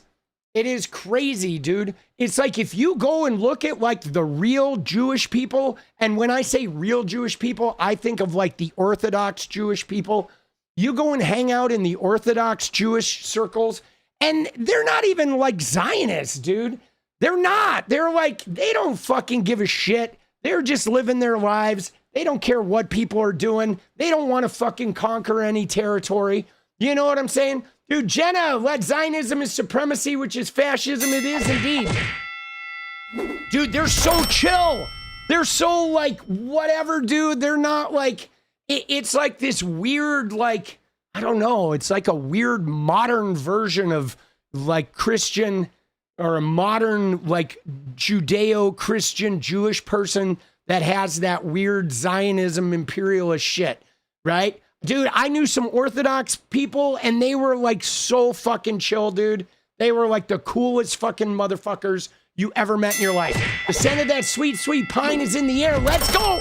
Dude, Intuition Jen, thank you. 𝗙cie𝗶𝗃, you are who you are when no one's looking. That is very true. Let's go. Let's go. Dude, I worked with an Orthodox Jewish guy named Richard when I was in the marketing department at UCLA, and he was so cool. Dude, Bradshaw, you should put that link in the elections channel. Make sure you guys, anybody, if you have candidates, we have an elections 2026 channel in Discord. Make sure to put information about who the good candidates are in there. Dude, Blunt Front, let's go. Dude, MJS, let's go, baby, dancing. Dude, put it in there. Dude, David Whiteacre, dude, let's go, dude. See, now there's a word I never see enough, right? Dude, I feel like we never use that word very often, right? Right? Now there's a word that doesn't get used very often in this channel. Dude. It just sounds good. Doesn't it? Dude. Sounds like, I don't know, sounds like a good word, boss.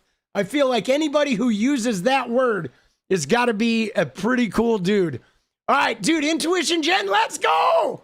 Oh, all right, we got 2 minutes, guys. Dude, we need 13 in 2 minutes. Let's go. This is it. Crunch time, baby. I know I have a serious dude problem. Dude, okay, and like are my 3 major issues, right? They are. But I mean, we all got issues. Like, dude, okay, so whatever. I got dude, like, okay. All right, like, okay, dude. I got issues. 13, guys. Oh, minute and a half. All right, no extension. This is it. It's crunch time, dude. 12 dudes. Let's go. Thank you, Pinky. Let's go. Dudette. Dude is gender free. It's genderless. Dude, David Whiteacre, countdown 1 minute. Oh shit, dude, we need 11 in 1 minute. 10, Intuition Jen, it's all good, dude. It is. Here we go, 10, guys. We can do this. 10, here we go. Drum roll, please. Oh shit, 45 seconds. 44, 43, 41. Dude, let's go. No Kings Dance Party, David Whiteacre. Let's go, baby. 36. Oh, shit. Dude, 9 in 30 seconds. 8 in 30 seconds. Let's go, MJ. I don't know if we make it. 20 seconds. Dude, let's go, Jenna X-Ray. Let's go, dude. Muchas gracias. 𝗏𝗡𝗆. Let's go. Love the name, dude. Here it is. 18 seconds. 17. Oh, shit. 14 seconds. Oh, dudes. The dude abides. Let's go. We need 4 more. Nope, we missed it. We didn't get it. 3. Oh, MJ, 2. 2 more. Oh. 3 short. All right. If the 3 come in right now, we'll do it anyway. We'll go a bonus minute. All right, bonus minute. We're 3 shy. Almost. Dude, thank you, David Whiteacre. Thank you, MSJ. Yeah, we'll go over 1 minute. All right, let's do the timer. Here we go.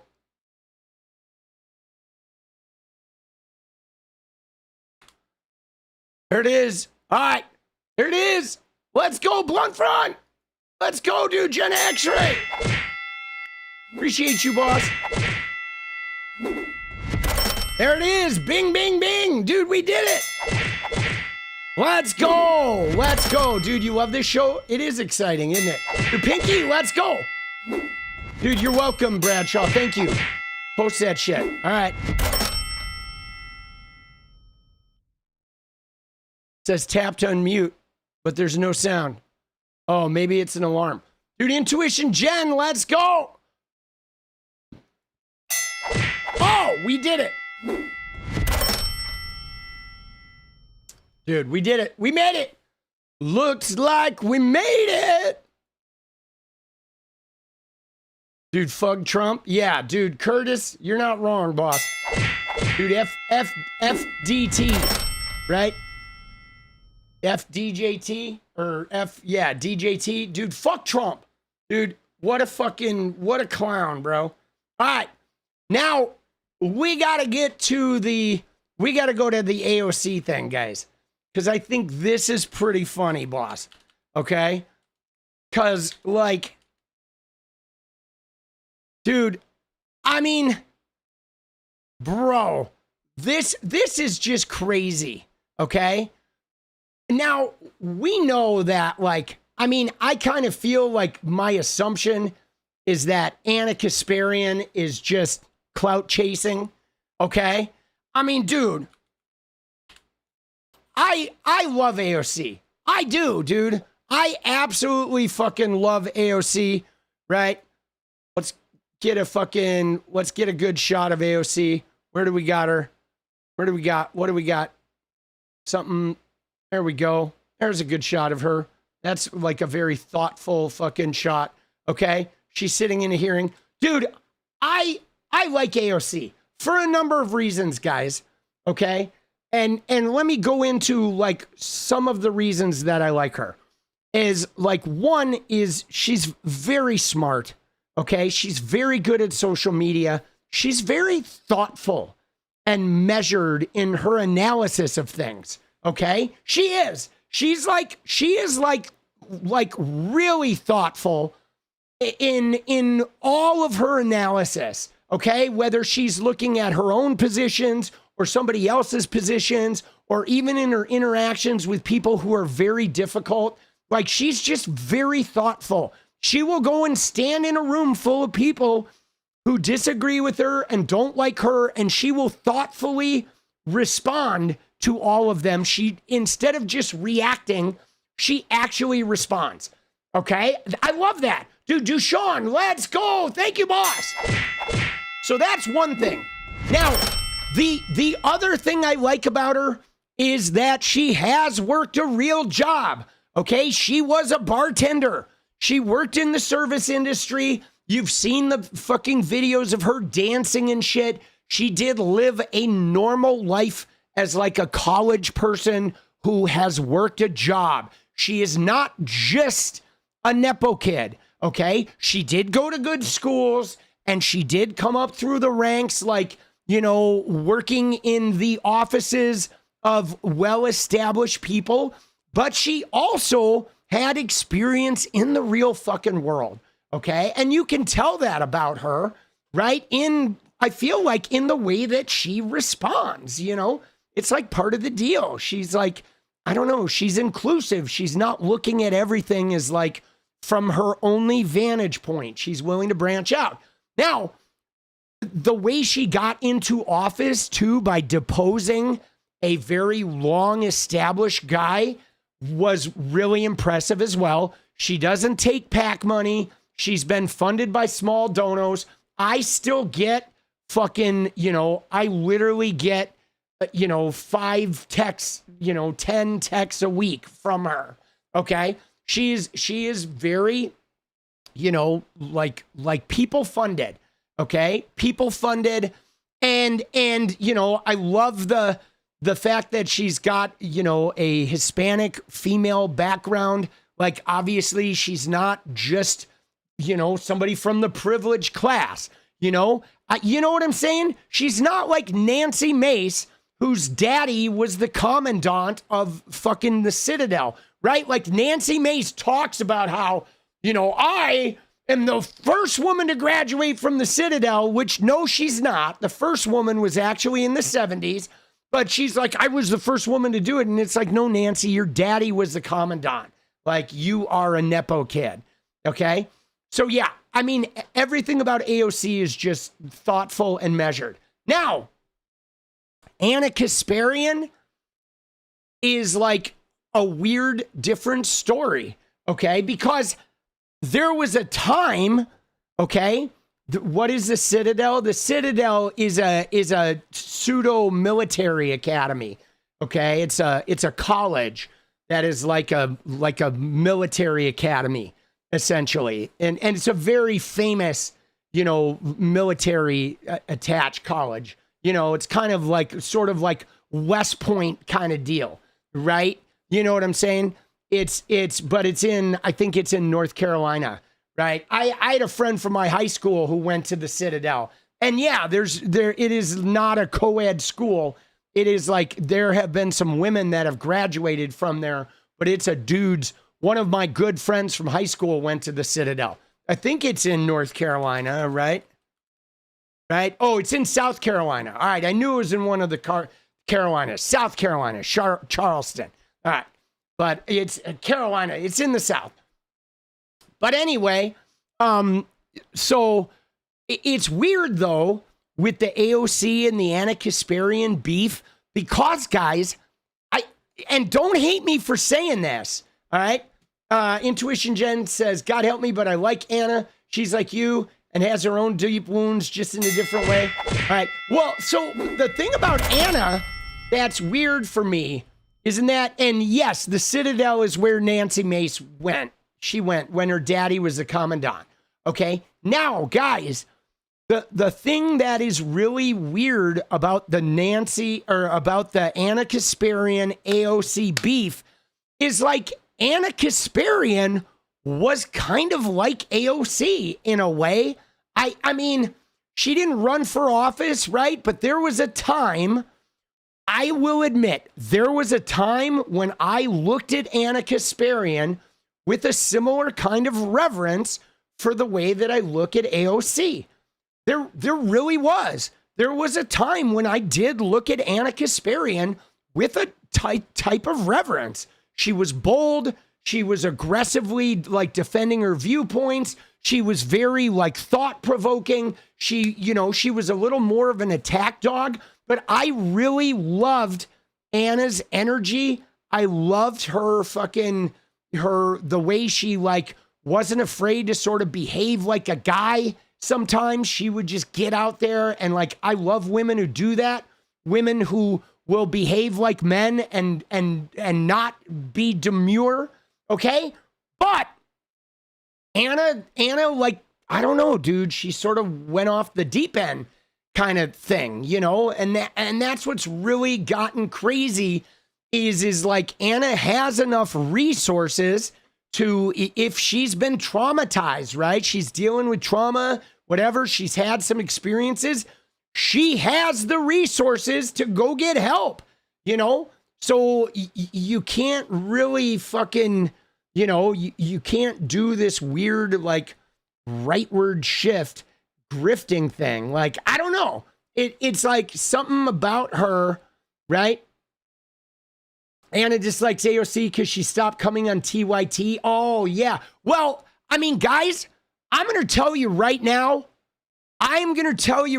guys, I really think the number one cause, and this probably has to do with AOC too, but I think Ana's real thing is Hasan, okay? And not that she doesn't like Hasan, but like Hasan came into TYT after Ana did. And I think Ana wanted to be like the queen of the hill. Ana wanted to be like a Megyn Kelly, or Ana wanted to be like a, Margie Brennan. Okay. Ana wanted to be this big, like well-known fixture. And Hasan came in and just exploded and became this huge, like mega international superstar. And Ana, like, had a homeless guy, like grab her by the hips or some shit. And then a bunch of people were like, yeah, try not to be transphobic. And like, she just faltered. Okay. And I think Hasan unwittingly stole her dream. I like how Tony said right there, Hasan casually displaced her dream. It really is. I feel like Ana, on some level, thinks if Hasan had never come into the fold, she would be where Hasan is. Okay. I think there is something there that Ana thinks if Hasan had never come in, she would have had that. Like, I felt like she thought that fame was her trajectory. And then he swooped in and just stole it out from under her, right? That's kind of how I felt, you know, because she's always had this bitterness. And you've even heard her say shit like he doesn't believe what he says. He's just doing it for money. Like, she's even taken personal shots at him. And now that makes sense, though, because AOC went on Hassan. AOC still hung out with Hassan and Bernie. And, like, Ana, like, stayed with Cenk. And Cenk lost everybody, right, because of busting the union while running for Congress. And then he fucking had the misogyny blogs. You know what I'm saying? Like, you know what I mean? So there's like, she stayed with Cenk and Cenk just lost everybody. Like Cenk, the only person Cenk hangs out with now are right wingers. Like, you know, Dr. Phil who says YTY. All right, let's see Ana and Hassan.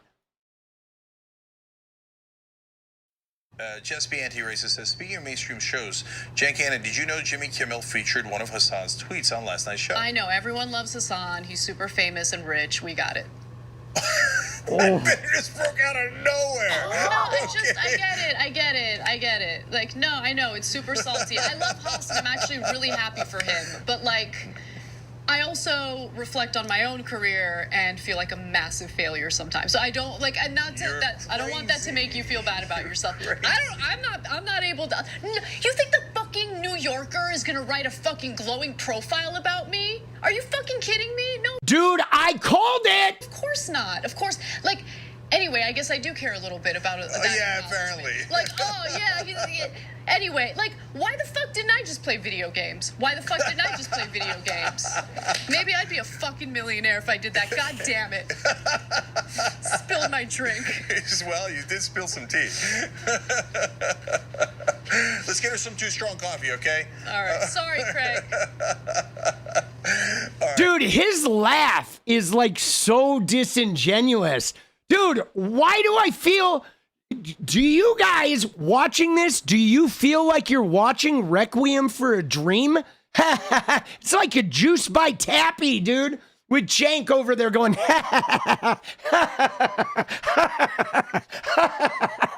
Dude, it's the worst fake laugh. Like, my God. But see, guys, I feel like this is kind of the problem. You know what I'm saying? Is that she stuck with Cenk, and then Cenk systematically destroyed all of his standing with all of the progressives, all of the left-wing people. You know what I mean? Like Cenk just shit the bed, and she like stayed loyal to him, and now she's like stuck in this perpetual like basement that she's never gonna get out of. Hey guys, so as you can tell, we're unfiltered and we're real. So by the way, even though he's my nephew, no, I didn't see that. Ana keeps on top of that stuff 1,000 times more than I do. Haas never, like, Haas and I text every once in a while, and we see each other at family dinners, and that's it. Stop sending me stuff about Haas, Tom Hank. Doesn't make me feel good about myself. God damn it. I love Haas. I love Haas's success. I do too. I want to be successful. Here, I got to clean this up before it like causes a circuit. All right, we're out of time. We're out of everything. Okay? Dude. Look, media's funny, and if you... Dude, we're out of time. We're out of everything. Dude, what a fucking train wreck. Dude, what a train wreck this is, guys. Like, oh my God. It is like, it's hard to watch, right? I'm just looking at it and I'm like, dude, I want to look away, but I also can't. Like, what? It affects us. God damn. Okay, man, this thing's a goddamn mess. We got to go off the air, but I hate saying this. Cut the feed. Cut the feed. But we're 20 times larger than Hassan. But since he's on Twitch and he's big there, they're like, Hassan, and he's hot. Dude, we're 20 times larger than Hassan. Dude, there's that Trumpian delusion kicking in. Somebody pulled the ripcord on get the delusion generator humming. 20 times bigger than Hassan. Look at his face, dude. I mean, he uses 20 times more Brill cream to dye his hair than Hassan does. But like, Jesus. Dude, Elf, let's go, baby. Thank you, boss. Jesus. He works for himself, man. That's why. Like, we gotta be a big network, blah, blah, blah. God damn it. Salt queen. Okay, anyways, apparently we gotta go. The studio's a mess. We love. Dude, wow. Dude, that is like, I mean, dude, that clip is so crazy. Dude, Ant Smasher says that clip makes me so sad. They look so happy. I mean, you know, they're definitely like bitter now. You know, there's a bitterness and shit. This was a couple of years ago, but like, wow, dude, that's crazy. Freddie McRae says Anna hates when good things happen to other people. Dude, let's go, Freddie. Now, guys, I think though, I feel a little vindicated. Because I feel like that clip, even though they covered it in like laughter and like cheerfulness and like, oh, cut the feed, whatever, I feel like that's pretty accurate. That I think Anna saw a career trajectory for herself and Hassan like blew up, and inadvertently his explosion of a career sort of undercut hers. And then she stayed loyal. Like he wasn't trying to. He had nothing to do with her. He was just doing his thing. But I think he soaked up all the spotlight. And then Cenk made a whole bunch of like piss poor decisions. And Anna stayed loyal to Cenk. And here we are. You know, here we are. Like now they're just bitter and distorted. And they don't know what to fucking do. Dude, oh my God. Dude, Dems is amazing, though. Dude, I really like Dems. Dude, I like Dems a lot. Dems is one of my favorite, like, left-wing political voices, dude. She's so feisty.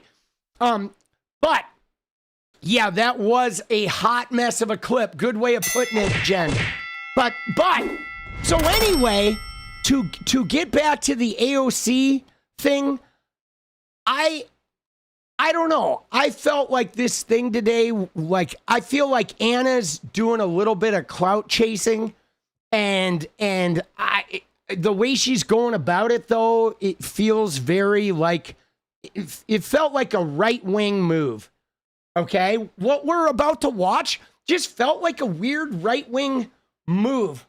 You'll pass on Denim. She banned you for calling out a bad take. Dude. All right. I mean, I get why you'd pass, but I also, though, I've definitely banned people for bad takes or for saying I have a bad take. So I think that might be just a streamer disease, like sometimes you do it. Dude, I mean, I'm not going to defend it, but I've engaged in it. I have. Dude, I have engaged in it. It sucks, but I totally understand why you would be fucking irritated by that, right? Dems is a very toxic person, but aren't we all, though? I mean, who among us isn't toxic? All right. Anyway, here's our thing. You ready? That's a bad take, dude. All right. So here's what happened today, guys, is AOC posted today saying today the FBI and NYPD disrupted a plot by a member of a pro-Israel terrorist organization to assassinate 𝗫𝗓𝗄𝗎𝗓. This is a reprehensible act of political violence. There is no place for it in our city nor our country. I'm thankful Ms. 𝗙cie𝗶𝗆𝗏 is safe and the assailant is under arrest. Okay, so AOC calls out a plot from a pro-Israel terrorist organization. And look at Anna's reply. Anna gets in here and says, "Oh, all right, I'm gonna do a little triggering, okay?" And so Anna said, "You should vote to send Israel more money for weapons," and then gives a little blinky fucking thing, like, right, like, oh shit, bro. Now, dude, that's fucking, that's a little surprising to me, right? The little winky face, like, oh yeah. But here's why I felt a little surprised by this, because AOC specifically called out the Israeli terrorism. You know what I'm saying? Like, she literally said a pro-Israel terrorist organization. She called out the terrorism, like, connected to Israel. And, like, Anna's, like, now anything with the word Israel in it is one thing to Ana, okay? That Ana is like Israel on the brain, dude. Where all, if she sees the word Israel, she goes into, like, chasing her fucking neighbors down the street and shit. So she says you should vote to send Israel more money for weapons. And then AOC replies back and says, I never have. Feel free to continue lying publicly, though. Those checks don't cash themselves. And you aren't talented enough to be relevant with the truth. Dude, mic drop. Like, double mic drop. Mic drop, mic drop. Oh my God. Dude, that is like brutal. Dude, those checks don't cash themselves, and you aren't talented enough to be relevant with the truth. Oh. Dude, that is savage. That is savage. Now, I don't think AOC is wrong. You know what I'm saying? I don't think AOC is wrong, dude.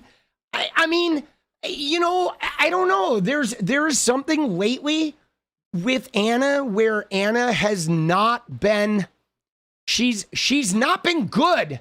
Ana has not in a long time. Like, even when you watch her, she's usually bitter. She's angry. If somebody writes in with a question, she gets mad at them. If somebody calls her out on, like, hey, you're being transphobic, or hey, you should think about this, she gets all like aggro, like she can't, you know what I mean? Like, I mean, I just think about, like, I've been in chat where people have said to me, like, wow, that's a kind of a crappy take. You should consider, you know, different information. And I mean, if you're going to be in the political realm, you're going to be a public figure, you should fucking like participate in, you know, having an evolving opinion. You know what I'm saying? Like, you know what I mean? Like, we exist in a world where, you know, you have to be open to receiving information. You know, if a transgender person says to me, like, wow, you should hear me out on transgender issues, I should be like, yeah, okay. Or if a person of color says, wow, you should hear me out. You know, I mean, you can't just shut everybody down and be like, how dare you give me any fucking feedback, because I, Ana Kasparian, am the supreme leader of all news delivery, right? I don't know. I feel like her bitterness has outweighed her sense of awareness, right? You know, like we all have ego. You have to have an ego to do the job of being a public figure, okay? Every public figure has a massive fucking ego, okay? And that's totally, like, normal to have a massive ego. But it is our job as people commenting on the news to be aware, right? Like, for example, if I report on something and I discover after I reported that, like, wow, I fucked up, I missed something, I go into Discord or I go on Twitter and try to correct my shit, because you do want to have your awareness of what's going on needs to reign supreme over being right or being like the one, you know? And I don't know, I feel like Ana's bitterness has been more important to her. Okay, like she is, you know, she seems to think she is some type of authority that is above reproach or questioning, except when she's like trying to suck up to some right winger and like, you know what I mean? And throwing everything she's worked for her entire life under the bus in order to get some right-wing fawning. But dude, that is some leveling there, dude. You aren't talented enough to be relevant with the truth. Yikes, dude. Right? And then they ask Grok, did AOC approve weapon sales? And she has not. She has not done military aid packages. She did vote for a non-military aid package, a defensive package to Israel once that got a lot of fervor. Okay, AOC did vote for a defensive thing, right? Right, the defense appropriations she did vote for. I feel like she voted for like some defense funding, right? Against, right? So it was, yeah, I think it was around, like what she did was she this one, okay, where there was an amendment that was going to cut the Iron Dome spending, the U.S. portion out of it, and she voted against that amendment, all right? But she did, yes, she voted the entire thing down. So you're right, it was twofold, where she voted against the amendment to remove the Iron Dome spending, but then she voted against the whole bill too.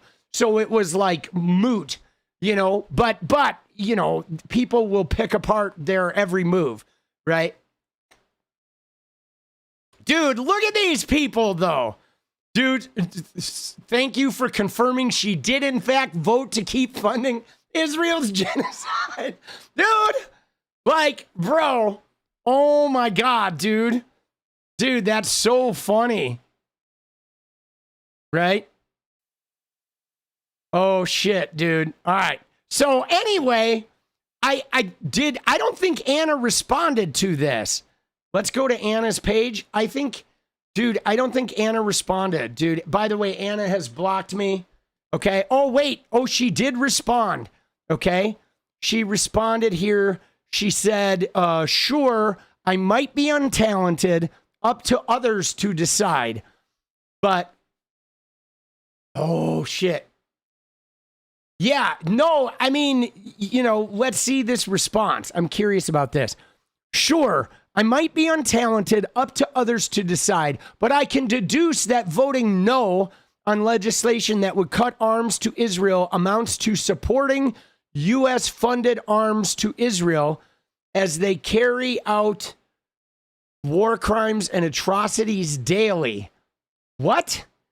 I can deduce that voting no on legislation that would cut arms to Israel amounts to supporting U.S.-funded arms to Israel? What does that even mean, bro? She's deducing that voting no to, voting no on legislation that would cut arms is supporting. Okay, dude, she's losing me here, but now I get it. She's saying that there was a resolution to cut arms and that AOC voted no on that, but I don't think AOC did that. But those crimes are committed with zero fear of blowback, thanks to the defensive capabilities Americans are forced to bankroll. In addition to voting no on that legislation last year, in 2021, you originally and correctly voted no on a bill to funnel an extra $1 billion to Israel on top of the $3.8 billion we already send them every year. You got a little pressure from your corrupt colleagues, change your vote to present, and then wept about it. Literally, is that what political talent looks like? Israel was enjoying an economic surplus that year.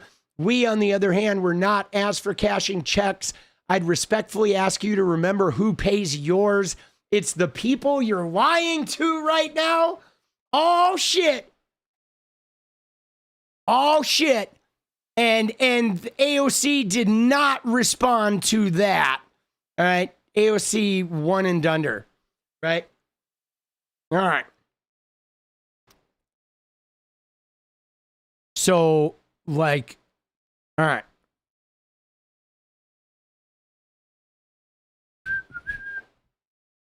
She voted present, not no.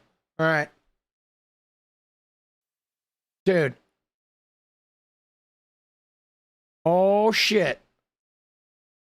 Dude, I see the thing about this that is like really hard about this is like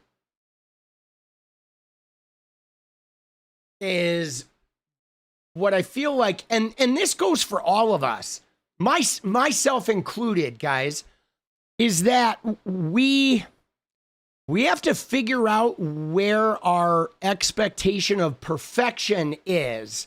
Okay? Like, I don't know if you guys experience this, but let me just tell you my experience of being a political content creator for 2 years. Okay?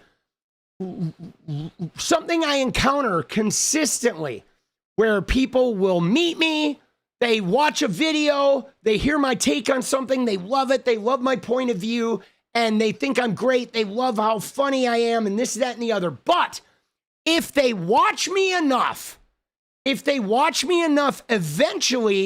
I'm going to have some take on something that they will disagree with. And with every person has like levels of the things that they consider the most problematic, right? Like some people might, civil rights is a thing. Some people, it is like Israel. Some people, it is genocide. Some people, it is, crime bills. Some people, it is like, being too right-wing on immigration. Okay? And so what ends up happening is the more, you've heard the phrase, familiarity breeds contempt. Like the more familiar you get with somebody, eventually they say something that you disagree with. And then, like, sometimes people act as though it's like a deal breaker for them because you have now hit on something that they value more than anything else. And it's different subjects. Like, everybody has a different subject, too. And it's not always consistent. Like, for example, I saw something with Brianna Wu where Brianna Wu, once Israel and Palestine and Gaza happened, Brianna Wu became this like absolute crazy Zionist to where now she's like, her Israel shit was more important than trans rights to this trans woman. And I'm like, whoa, dude, out of left field, she became somebody that it was like, that was superior to her over everything, right? And I mean, you just never know when people are going to, I don't know. Everybody values things differently. They don't always have like the same scale. And so one of the things that's really hard is with a legislator, like I'm waiting for like Zoran, right? Will Zoran do something that then people are like, ooh, I don't like Zoran anymore. Or like, whereas like, it's like with the many factions of the Democratic Party, it's like, how can people be, I don't know, how can people be consistent and if they're not fucking, if they're not, like perfect, we still allow them to exist, right? And I mean, dude, I have my own thing. I'm going through it with Graham Plattner. Okay, because I have two major issues with Graham Plattner, the Nazi tattoo and the rich kid pretending to be working class. But like, dude, people love Graham Plattner and it looks like that motherfucker's gonna win an election in my party. So like, I have to fucking allow Graham Plattner to not be perfect. And I have to like deal with my issues of like these things that I value very highly being like not the most important thing to a lot of members of my own party, right? And so, you know what I mean? And and you know what I'm saying? Like, so that is where, it gets, I don't know, that's where it gets complicated.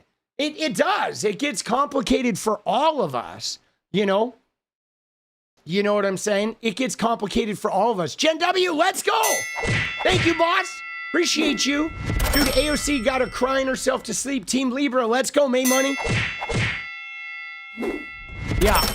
But I think though, I think like, I think fucking, you know, we have to be careful with our purity, you know, and we do. We have to be careful with our purity, and we have to remember, okay, we have to remember, guys, that each of us has our own value system on the issues they think are the most important. And just because somebody's number one is like your number 5 and your number 1 is their number 5 does not mean that you two can't work together. Like my number 1 doesn't have to be your number 1, okay? And your number 1 doesn't have to be my number 1. And I might even look at your number 1 and think, man, that's not the biggest issue to me at all. And you might look at my number 1 and be like, how dare you consider that to be a number 1? But that doesn't mean we can't work together, you know? You know what I'm saying? Like, and I hope we can keep that. I hope we can keep that intact, because we're going to have a rocket ride in 2028, guys. Like, I'm telling you right now, I am seeing a lot of resentment already that is going to come to roost in 2021. And I'm telling you right now, here's what 2028, because I see there's definitely going to be arguments about perceived, you know, support or non-support of Israel, right? There's going to be a leftist versus centrist fight. But I think there's also going to be something that, like, I feel like if Kamala Harris runs again, which I think she's going to run again, I think we might end up seeing like a James Tallarico, like Jasmine Crockett situation nationally, right? Like, really, I'm hoping that Crockett and Tallarico really fucking work together to overcome their rift, because we might have a national Democratic like battle like that, right? We may. There's like people are like, I don't know, cause you know, here's why, okay? Because Kamala almost won, dude. She like, I feel like she fucking kind of did win. We'll never know, right? But the problem is Kamala is now, she bears the stain. You know what I'm saying? Like when you get so close to saving the whole world and you don't, and then everybody's finger pointing and like, oh, if you had done this, if you had done that, and we're all miserable because we went through it. Everybody just kind of like has a bad taste that is associated with Kamala, even though it's not Kamala Harris's fault. It's like you get that like political bad taste that I think people are very sensitive about. And I feel like that found its way into the Crockett-Tallarico situation, where some people were even telling Jasmine, you shouldn't be running, right? And she was like, fuck you. Like, who the fuck are you? I'll fucking run if I want to. You know? And so I don't know, man. We're going to have to come together. Like, let me just tell you now, let me warn you now that there's going to be a kumbaya, like medical bandaging version of me in 2028 that is going to be working overtime. Don't get mad at me when I am like somebody trying to like bring all aspects of the party together in 2028, because I'm going to be working it, dude. I will be working the megaphone. I will. I don't know if I will have any clout, but I will certainly be working it in my space for sure. You know? But dude, we're gonna, you know, we have some asses to kick, boss. Dude, Jesus. All right. Dude, Ana though, like seriously though, guys, what is going on with Ana? DemocraticAutopsy.org. Let's go. You should put that in the elections. Put that in the elections thing. Is that like a report on, is that the report on the Democratic Party? Okay, so you'll be wearing platinum merch? No, I won't be wearing platinum merch. I don't live in Maine, right? But I will tell you right now, like, I liked Janet Mills and have always liked Janet Mills's feistiness, but just in like, she should just drop out. Okay, she should. Like, Janet Mills should drop out. She is a non-starter at this point. I think she is like, she's too old. She doesn't have the feist. The people of Maine are clearly behind Graham Plattner. Like, she should just drop out. Like, I think at this point, she's just wasting time and money that we could be spending somewhere else. You know what I'm saying? Like we shouldn't waste any money on Maine, right? I have not seen the Zoom town hall. I've heard. We'll have to watch the Zoom. I have not seen it. I'm gonna watch it, but I've heard more than one person just be like, "Oh my God, dude, it was like train wreck city." But dude, she's just, the thing about her is she's just not bringing any pizzazz to the table. You know what I'm saying? Like that's just it. Like, you have to bring some element of sparkle. You know what I'm saying? Like, if you can't bring some element of feist and sparkle to the party, you know what I'm saying? Like even if you look at McMorrow in Michigan, okay? Right? McMorrow, she's like, the comments about Hassan Piker are fucking crazy. Okay. I mean, Hassan is definitely, he's, he can be extreme at times with the shit he says, but he is not like remotely like Nick Fuentes. Okay. He's not. It's just the thing that's really hard about Hassan Piker is when he gets extreme, he is defending a group of people that America historically has never defended, okay? So Hassan will be really extreme and direct and aggressive with his language, but he is defending people that America has never defended, okay? And that's really hard because America has never defended Muslim people ever, okay? Never. Like, America has been like always like anti-Muslim. So when you defend Muslim people aggressively, it like a lot of Americans like don't know how to react to that because it feels like you're going against what we've been taught, right? But he's not like Nick Fuentes at all, man. Not at all, dude. Not at all. Like 0% like Nick Fuentes. But anyway, so even with McMorrow being a shithead and obviously saying this stupid shit about Hassan and digging herself this weird fucking trench that, like, I don't know if she's going to get out of that thing or not. But if you look at her in general, she still has like a fire and a, I don't know, something that she brings to the table, right? A personality, maybe she will learn from this. Maybe she'll evolve and expand. I don't know. Maybe she'll dig in her heels and get all weird and fucking jettison her shit. I don't know how it's going to work out.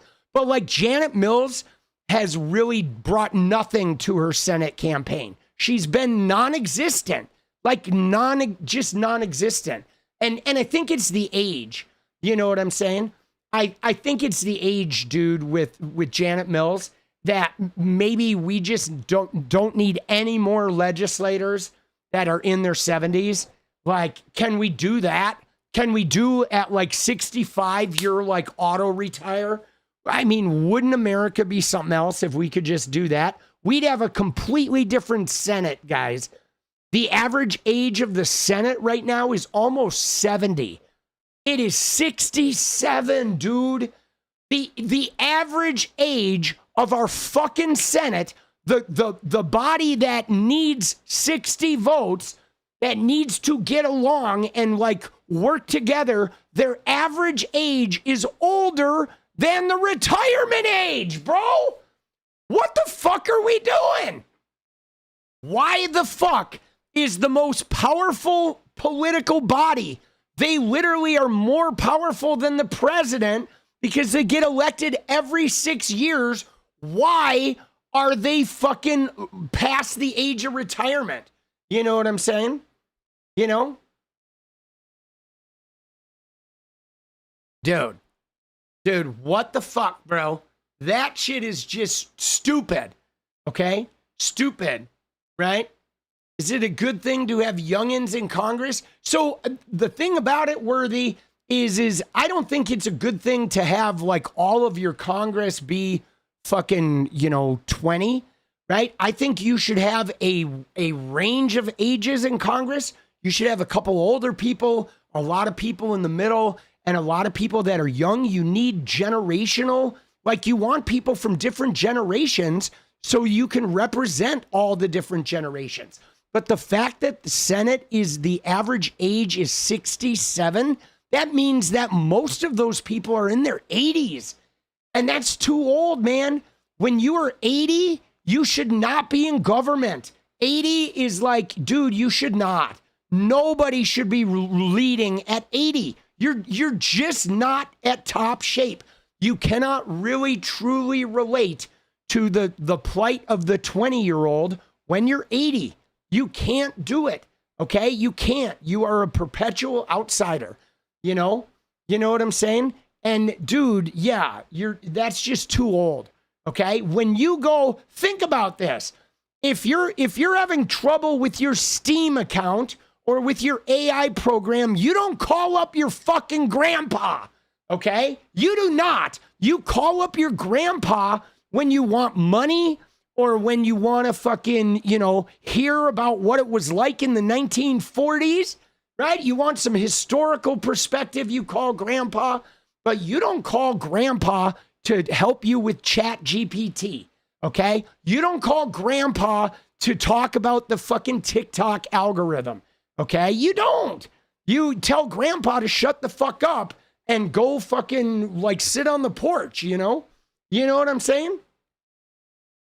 And the fact of the matter is that legislation affects people that have Steam accounts. Okay, legislation affects how we use social media, how we use AI, how AI infiltrates our workforce, right? How the job market gets handled. Okay, legislation affects people that are living in a modern society. And, you don't need somebody who's legislation, their legislative tendencies are from the 1950s. That's stupid.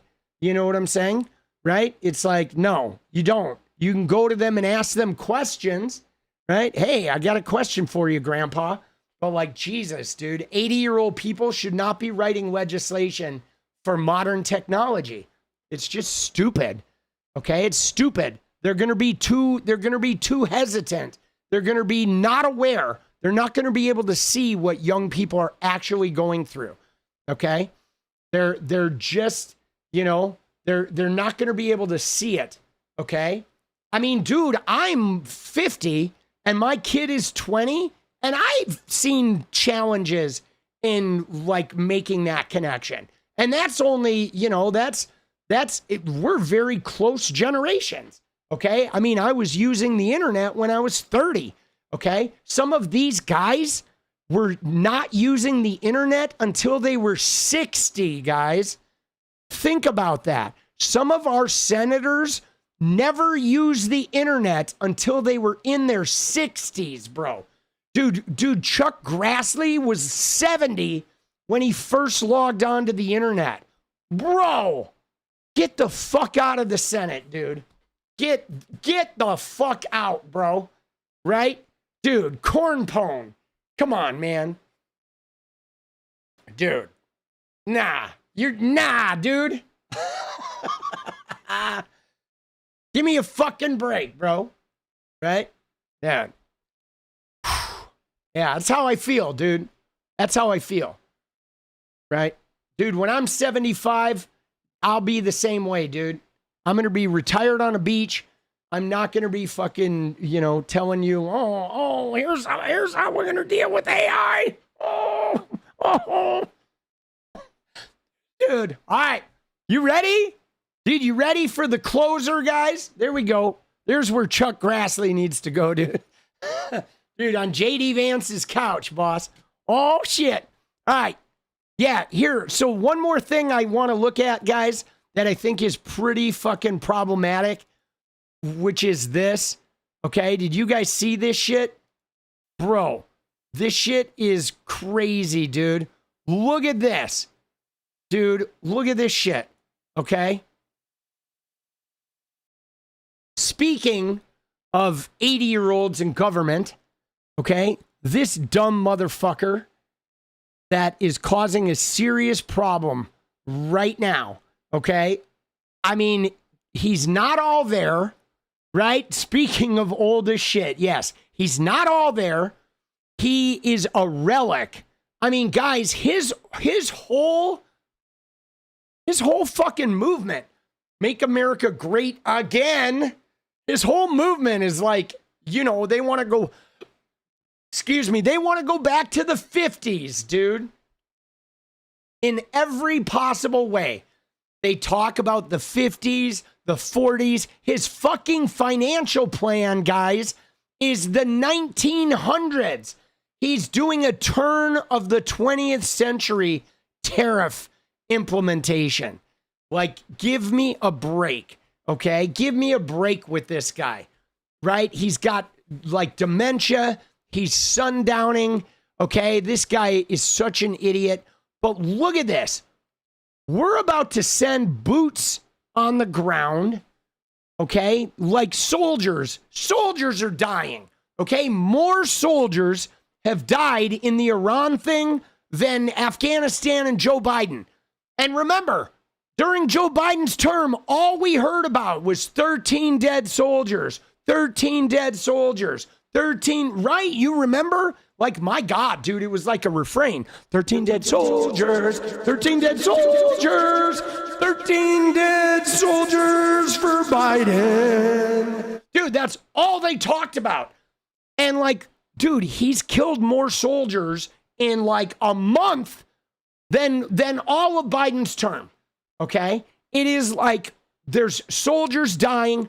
That shit is out of control. Dude, Israel, Netanyahu is like pushing him around. Putin's pushing him around. They removed the goddamn sanctions. So now Iran is profiting from the war. And what is Trump doing? He spends 3 minutes on his airplane talking about his fucking Epstein ballroom, guys. About his ballroom, okay? Most of America can't afford to pay their electricity bills. Most of America has been charging their electricity bills on their Capital One, and they're probably paying like 27% interest, which he said he was going to fix. He didn't do that. He said he was going to cut their bill in half. He didn't do that. He said he was going to lower prices. He didn't do that. All he did was, we're about to hit 40 trillion in the national debt. And they're spending $1 billion fucking dollars a day, okay? $1 billion a day on this war. And they literally have given like Meta and Google and fucking, you know, like Tesla, and they've given them like $100 billion in tax credits. Like, and look at what he's talking about, guys. And that porch will be magnificent, looking in between the columns. They no longer, we took the stairs out that were in the south side and really replaced them with these stairs. So you have an open porch and you have the closed porch under the columns, overlooking the Washington Monument, the Jefferson Memorial, and the Lincoln Memorial. Who fucking cares, bro? That's great.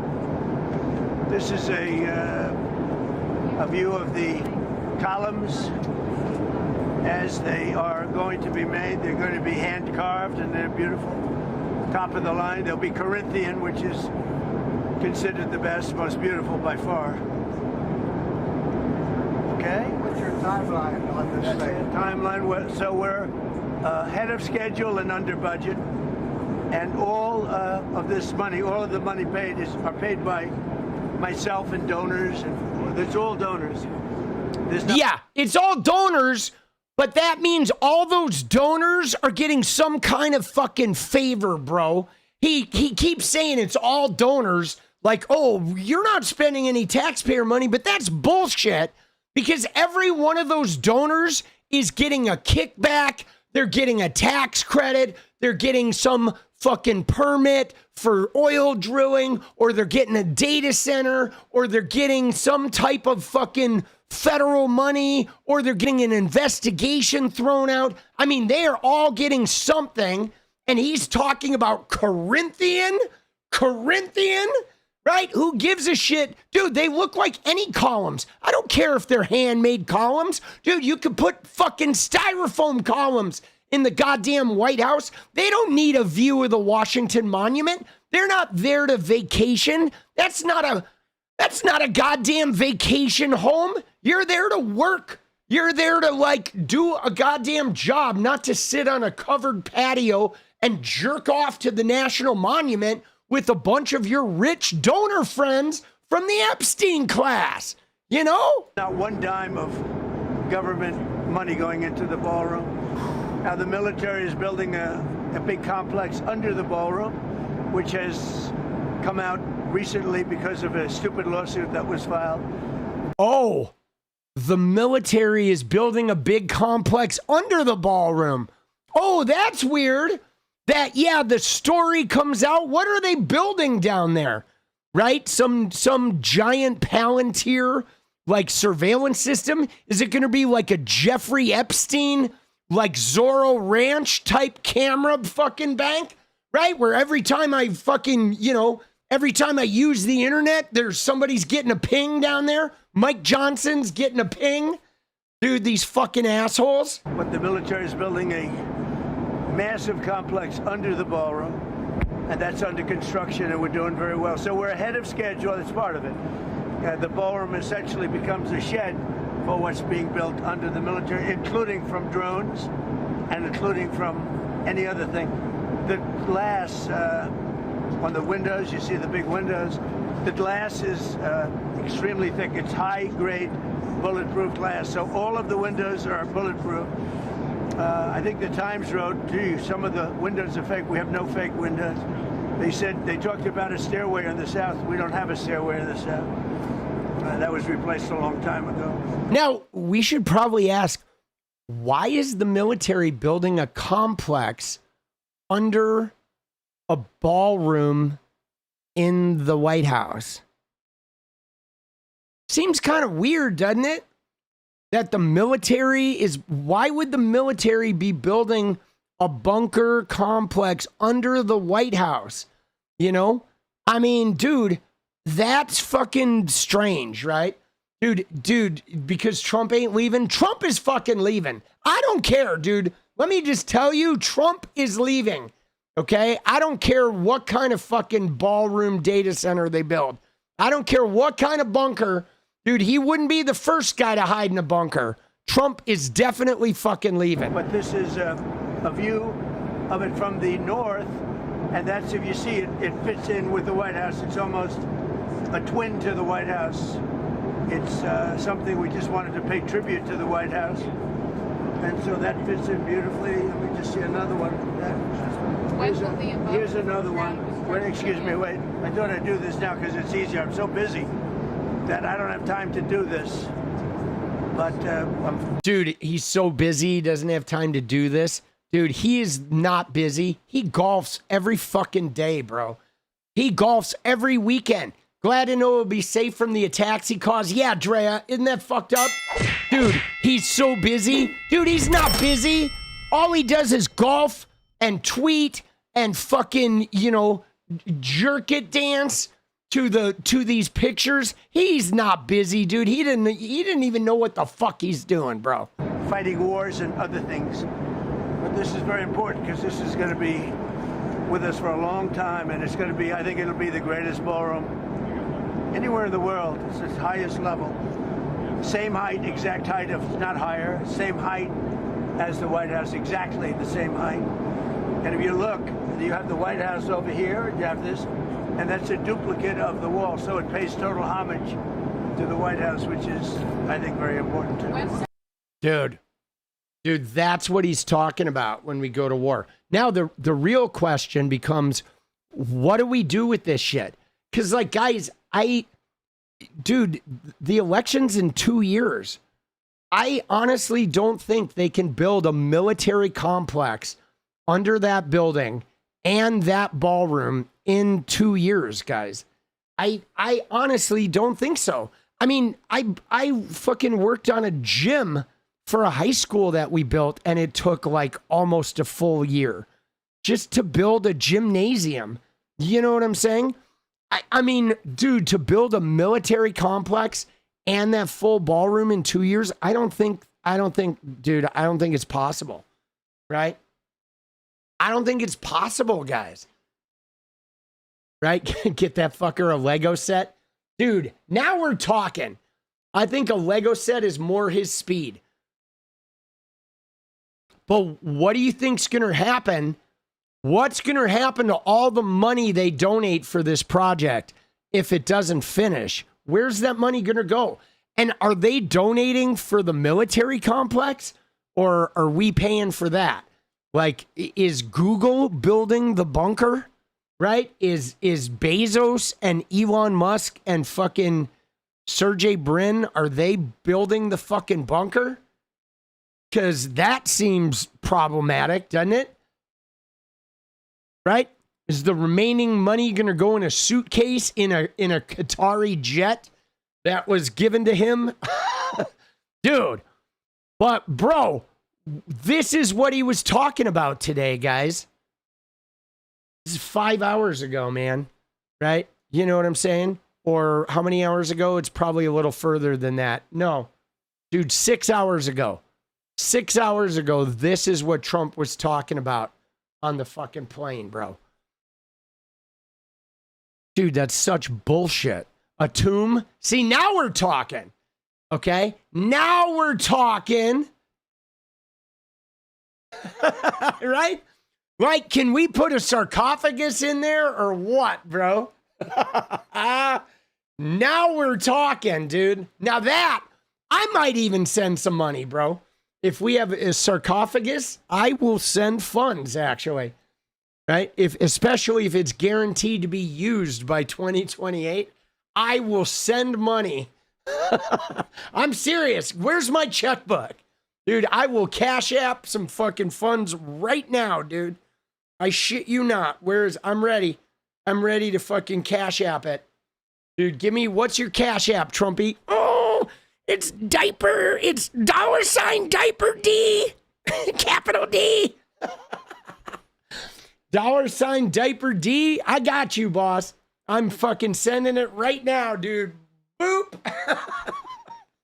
Dude, the tomb of King Nut. Dude, the tomb of fucking... Oh, how do you spell sarcophagus? Dude, oh shit. I'm serious, bro.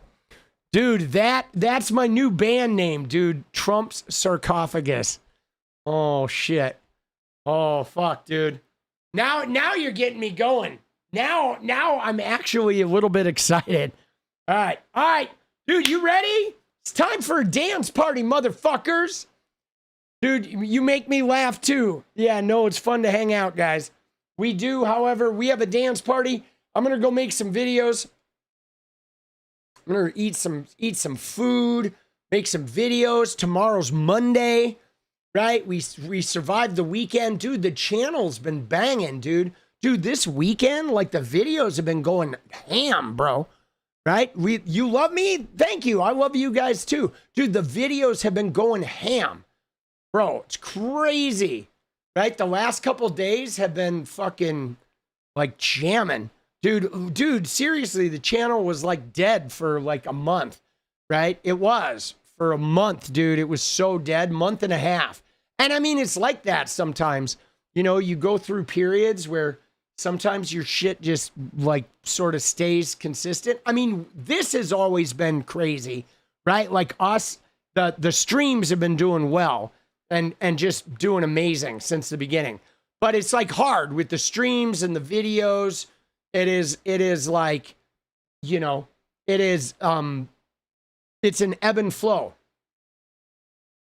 Please take 4 minutes and check out the Dems clip and see if you were right to call it out. I will, dude. Natalie, put it in the fucking chat.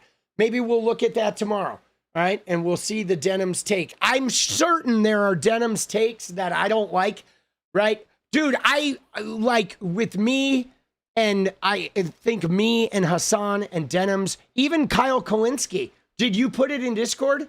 We can watch that tomorrow. Me and 𝗙elle 𝗪𝗠𝗧𝗏, I think sometimes we have differing takes a little bit. And I don't even know that we have differing takes. I think there are just some things that Kyle's more aggressive on that I'm not, and some things that maybe I'm aggressive on that Kyle's not. Like, that's what it is, right? I think we aim our aggression at different spots, you know? You know what I'm saying? But yeah, put it in Discord. We'll watch it. All right. Tonight I'm wearing Our Lady Peace. All right. Dude, I bet you, Natalie, I will say that you are probably, without even seeing it, I will say that you are probably gonna be right. But we'll see. We'll see. What was the subject, Natalie? Give us a subject matter before we dig into that thing. What was the subject? What was the general thing? Reinforcing the BS about men can't explore their sexuality. Oh, that's weird, right? That's weird about men exploring it for what? With like straight and gay, you know, in between, bisexuality.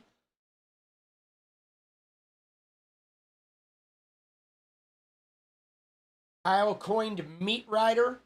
Dude, no, I don't think he coined meat rider, but he definitely brought it into the scrot tanning.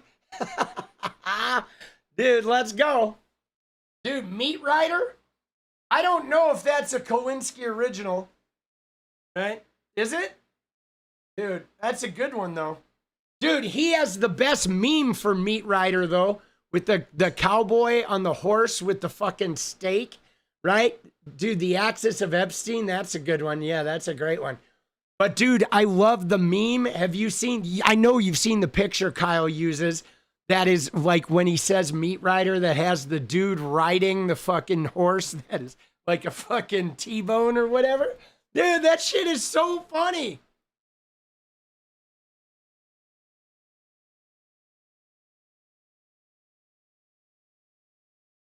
Oh, guy. Oh, dude. Yeah, see, I don't know about that.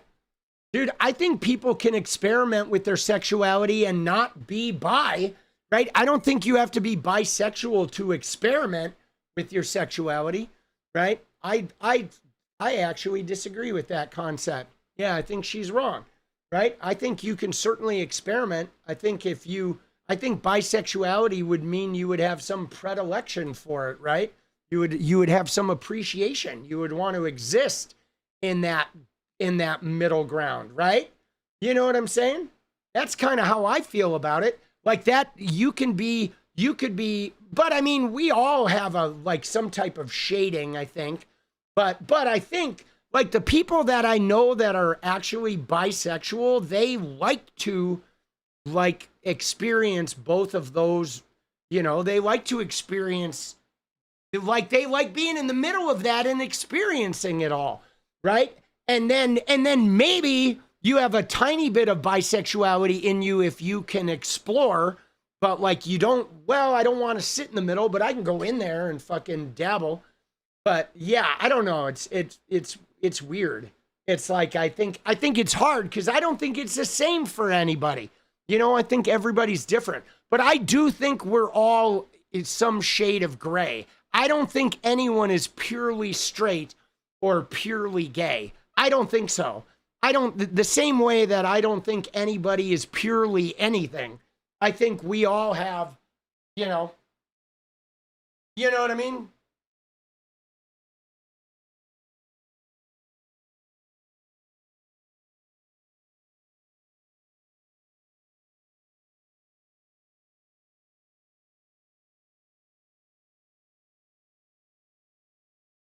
All right, you ready? Let's go. Let's get it.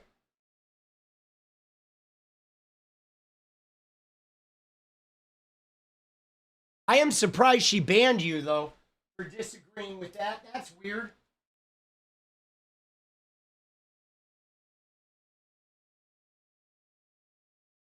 Dude, that chair's falling apart, bro. All right.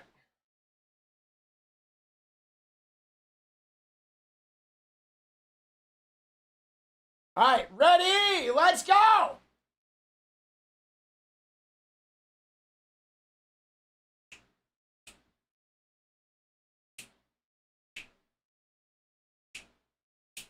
You like the dance? That's my dance for the night. There we go. Thank you. Good night. Dude, would you be pissed if that's all I did for the dance with no music? I just fucking did that and said, there you go. That's my dance for the night. Thank you. Would you be mad? Would you be bothered? Would you feel slighted? Would you feel like you got ripped off? Dude, oh shit. Unsubscribe. Dude, there is somebody, I think there's somebody who unsubscribes every video I make. I think they unsubscribe, they watch a video and they unsubscribe in like the first 20 minutes. And then I think they resubscribe and I think they do it every video. I think I have somebody who unsubscribes from every video. It's probably a gamer kid who thinks they're destroying my channel or something. Dude. I swear, dude. I swear, I think somebody's doing that, boss. When I look at the data, I think we have one of those. All right, it's time, though. It's time for a little deja vu, baby. Let's go. Let's get it. Checkity, check, check, check, check, check, check, check, check, check, check, check, check, check, check, check. Here we go. Here we go. Here we go. Dude, what the fuck was that, bro? Oh shit, boss. Who was that? Oh! Oh!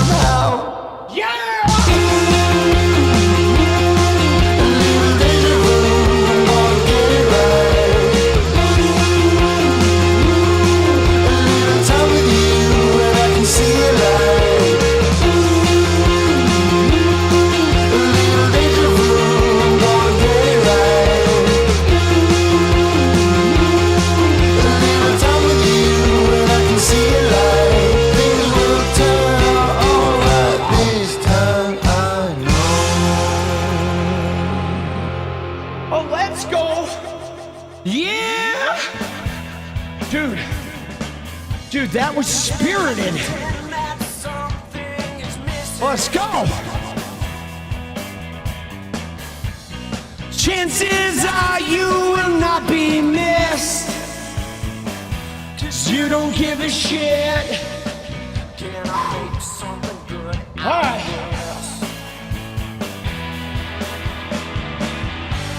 You could be late, you could be true, you could be underneath my shoe. And I'll be devastated if I'm wrong.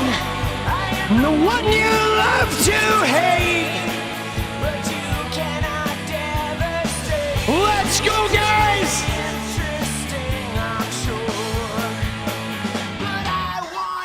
I will see you guys tomorrow night. Take care. Take care of your head. Be good to yourselves. Be good to each other. Big love, guys. Good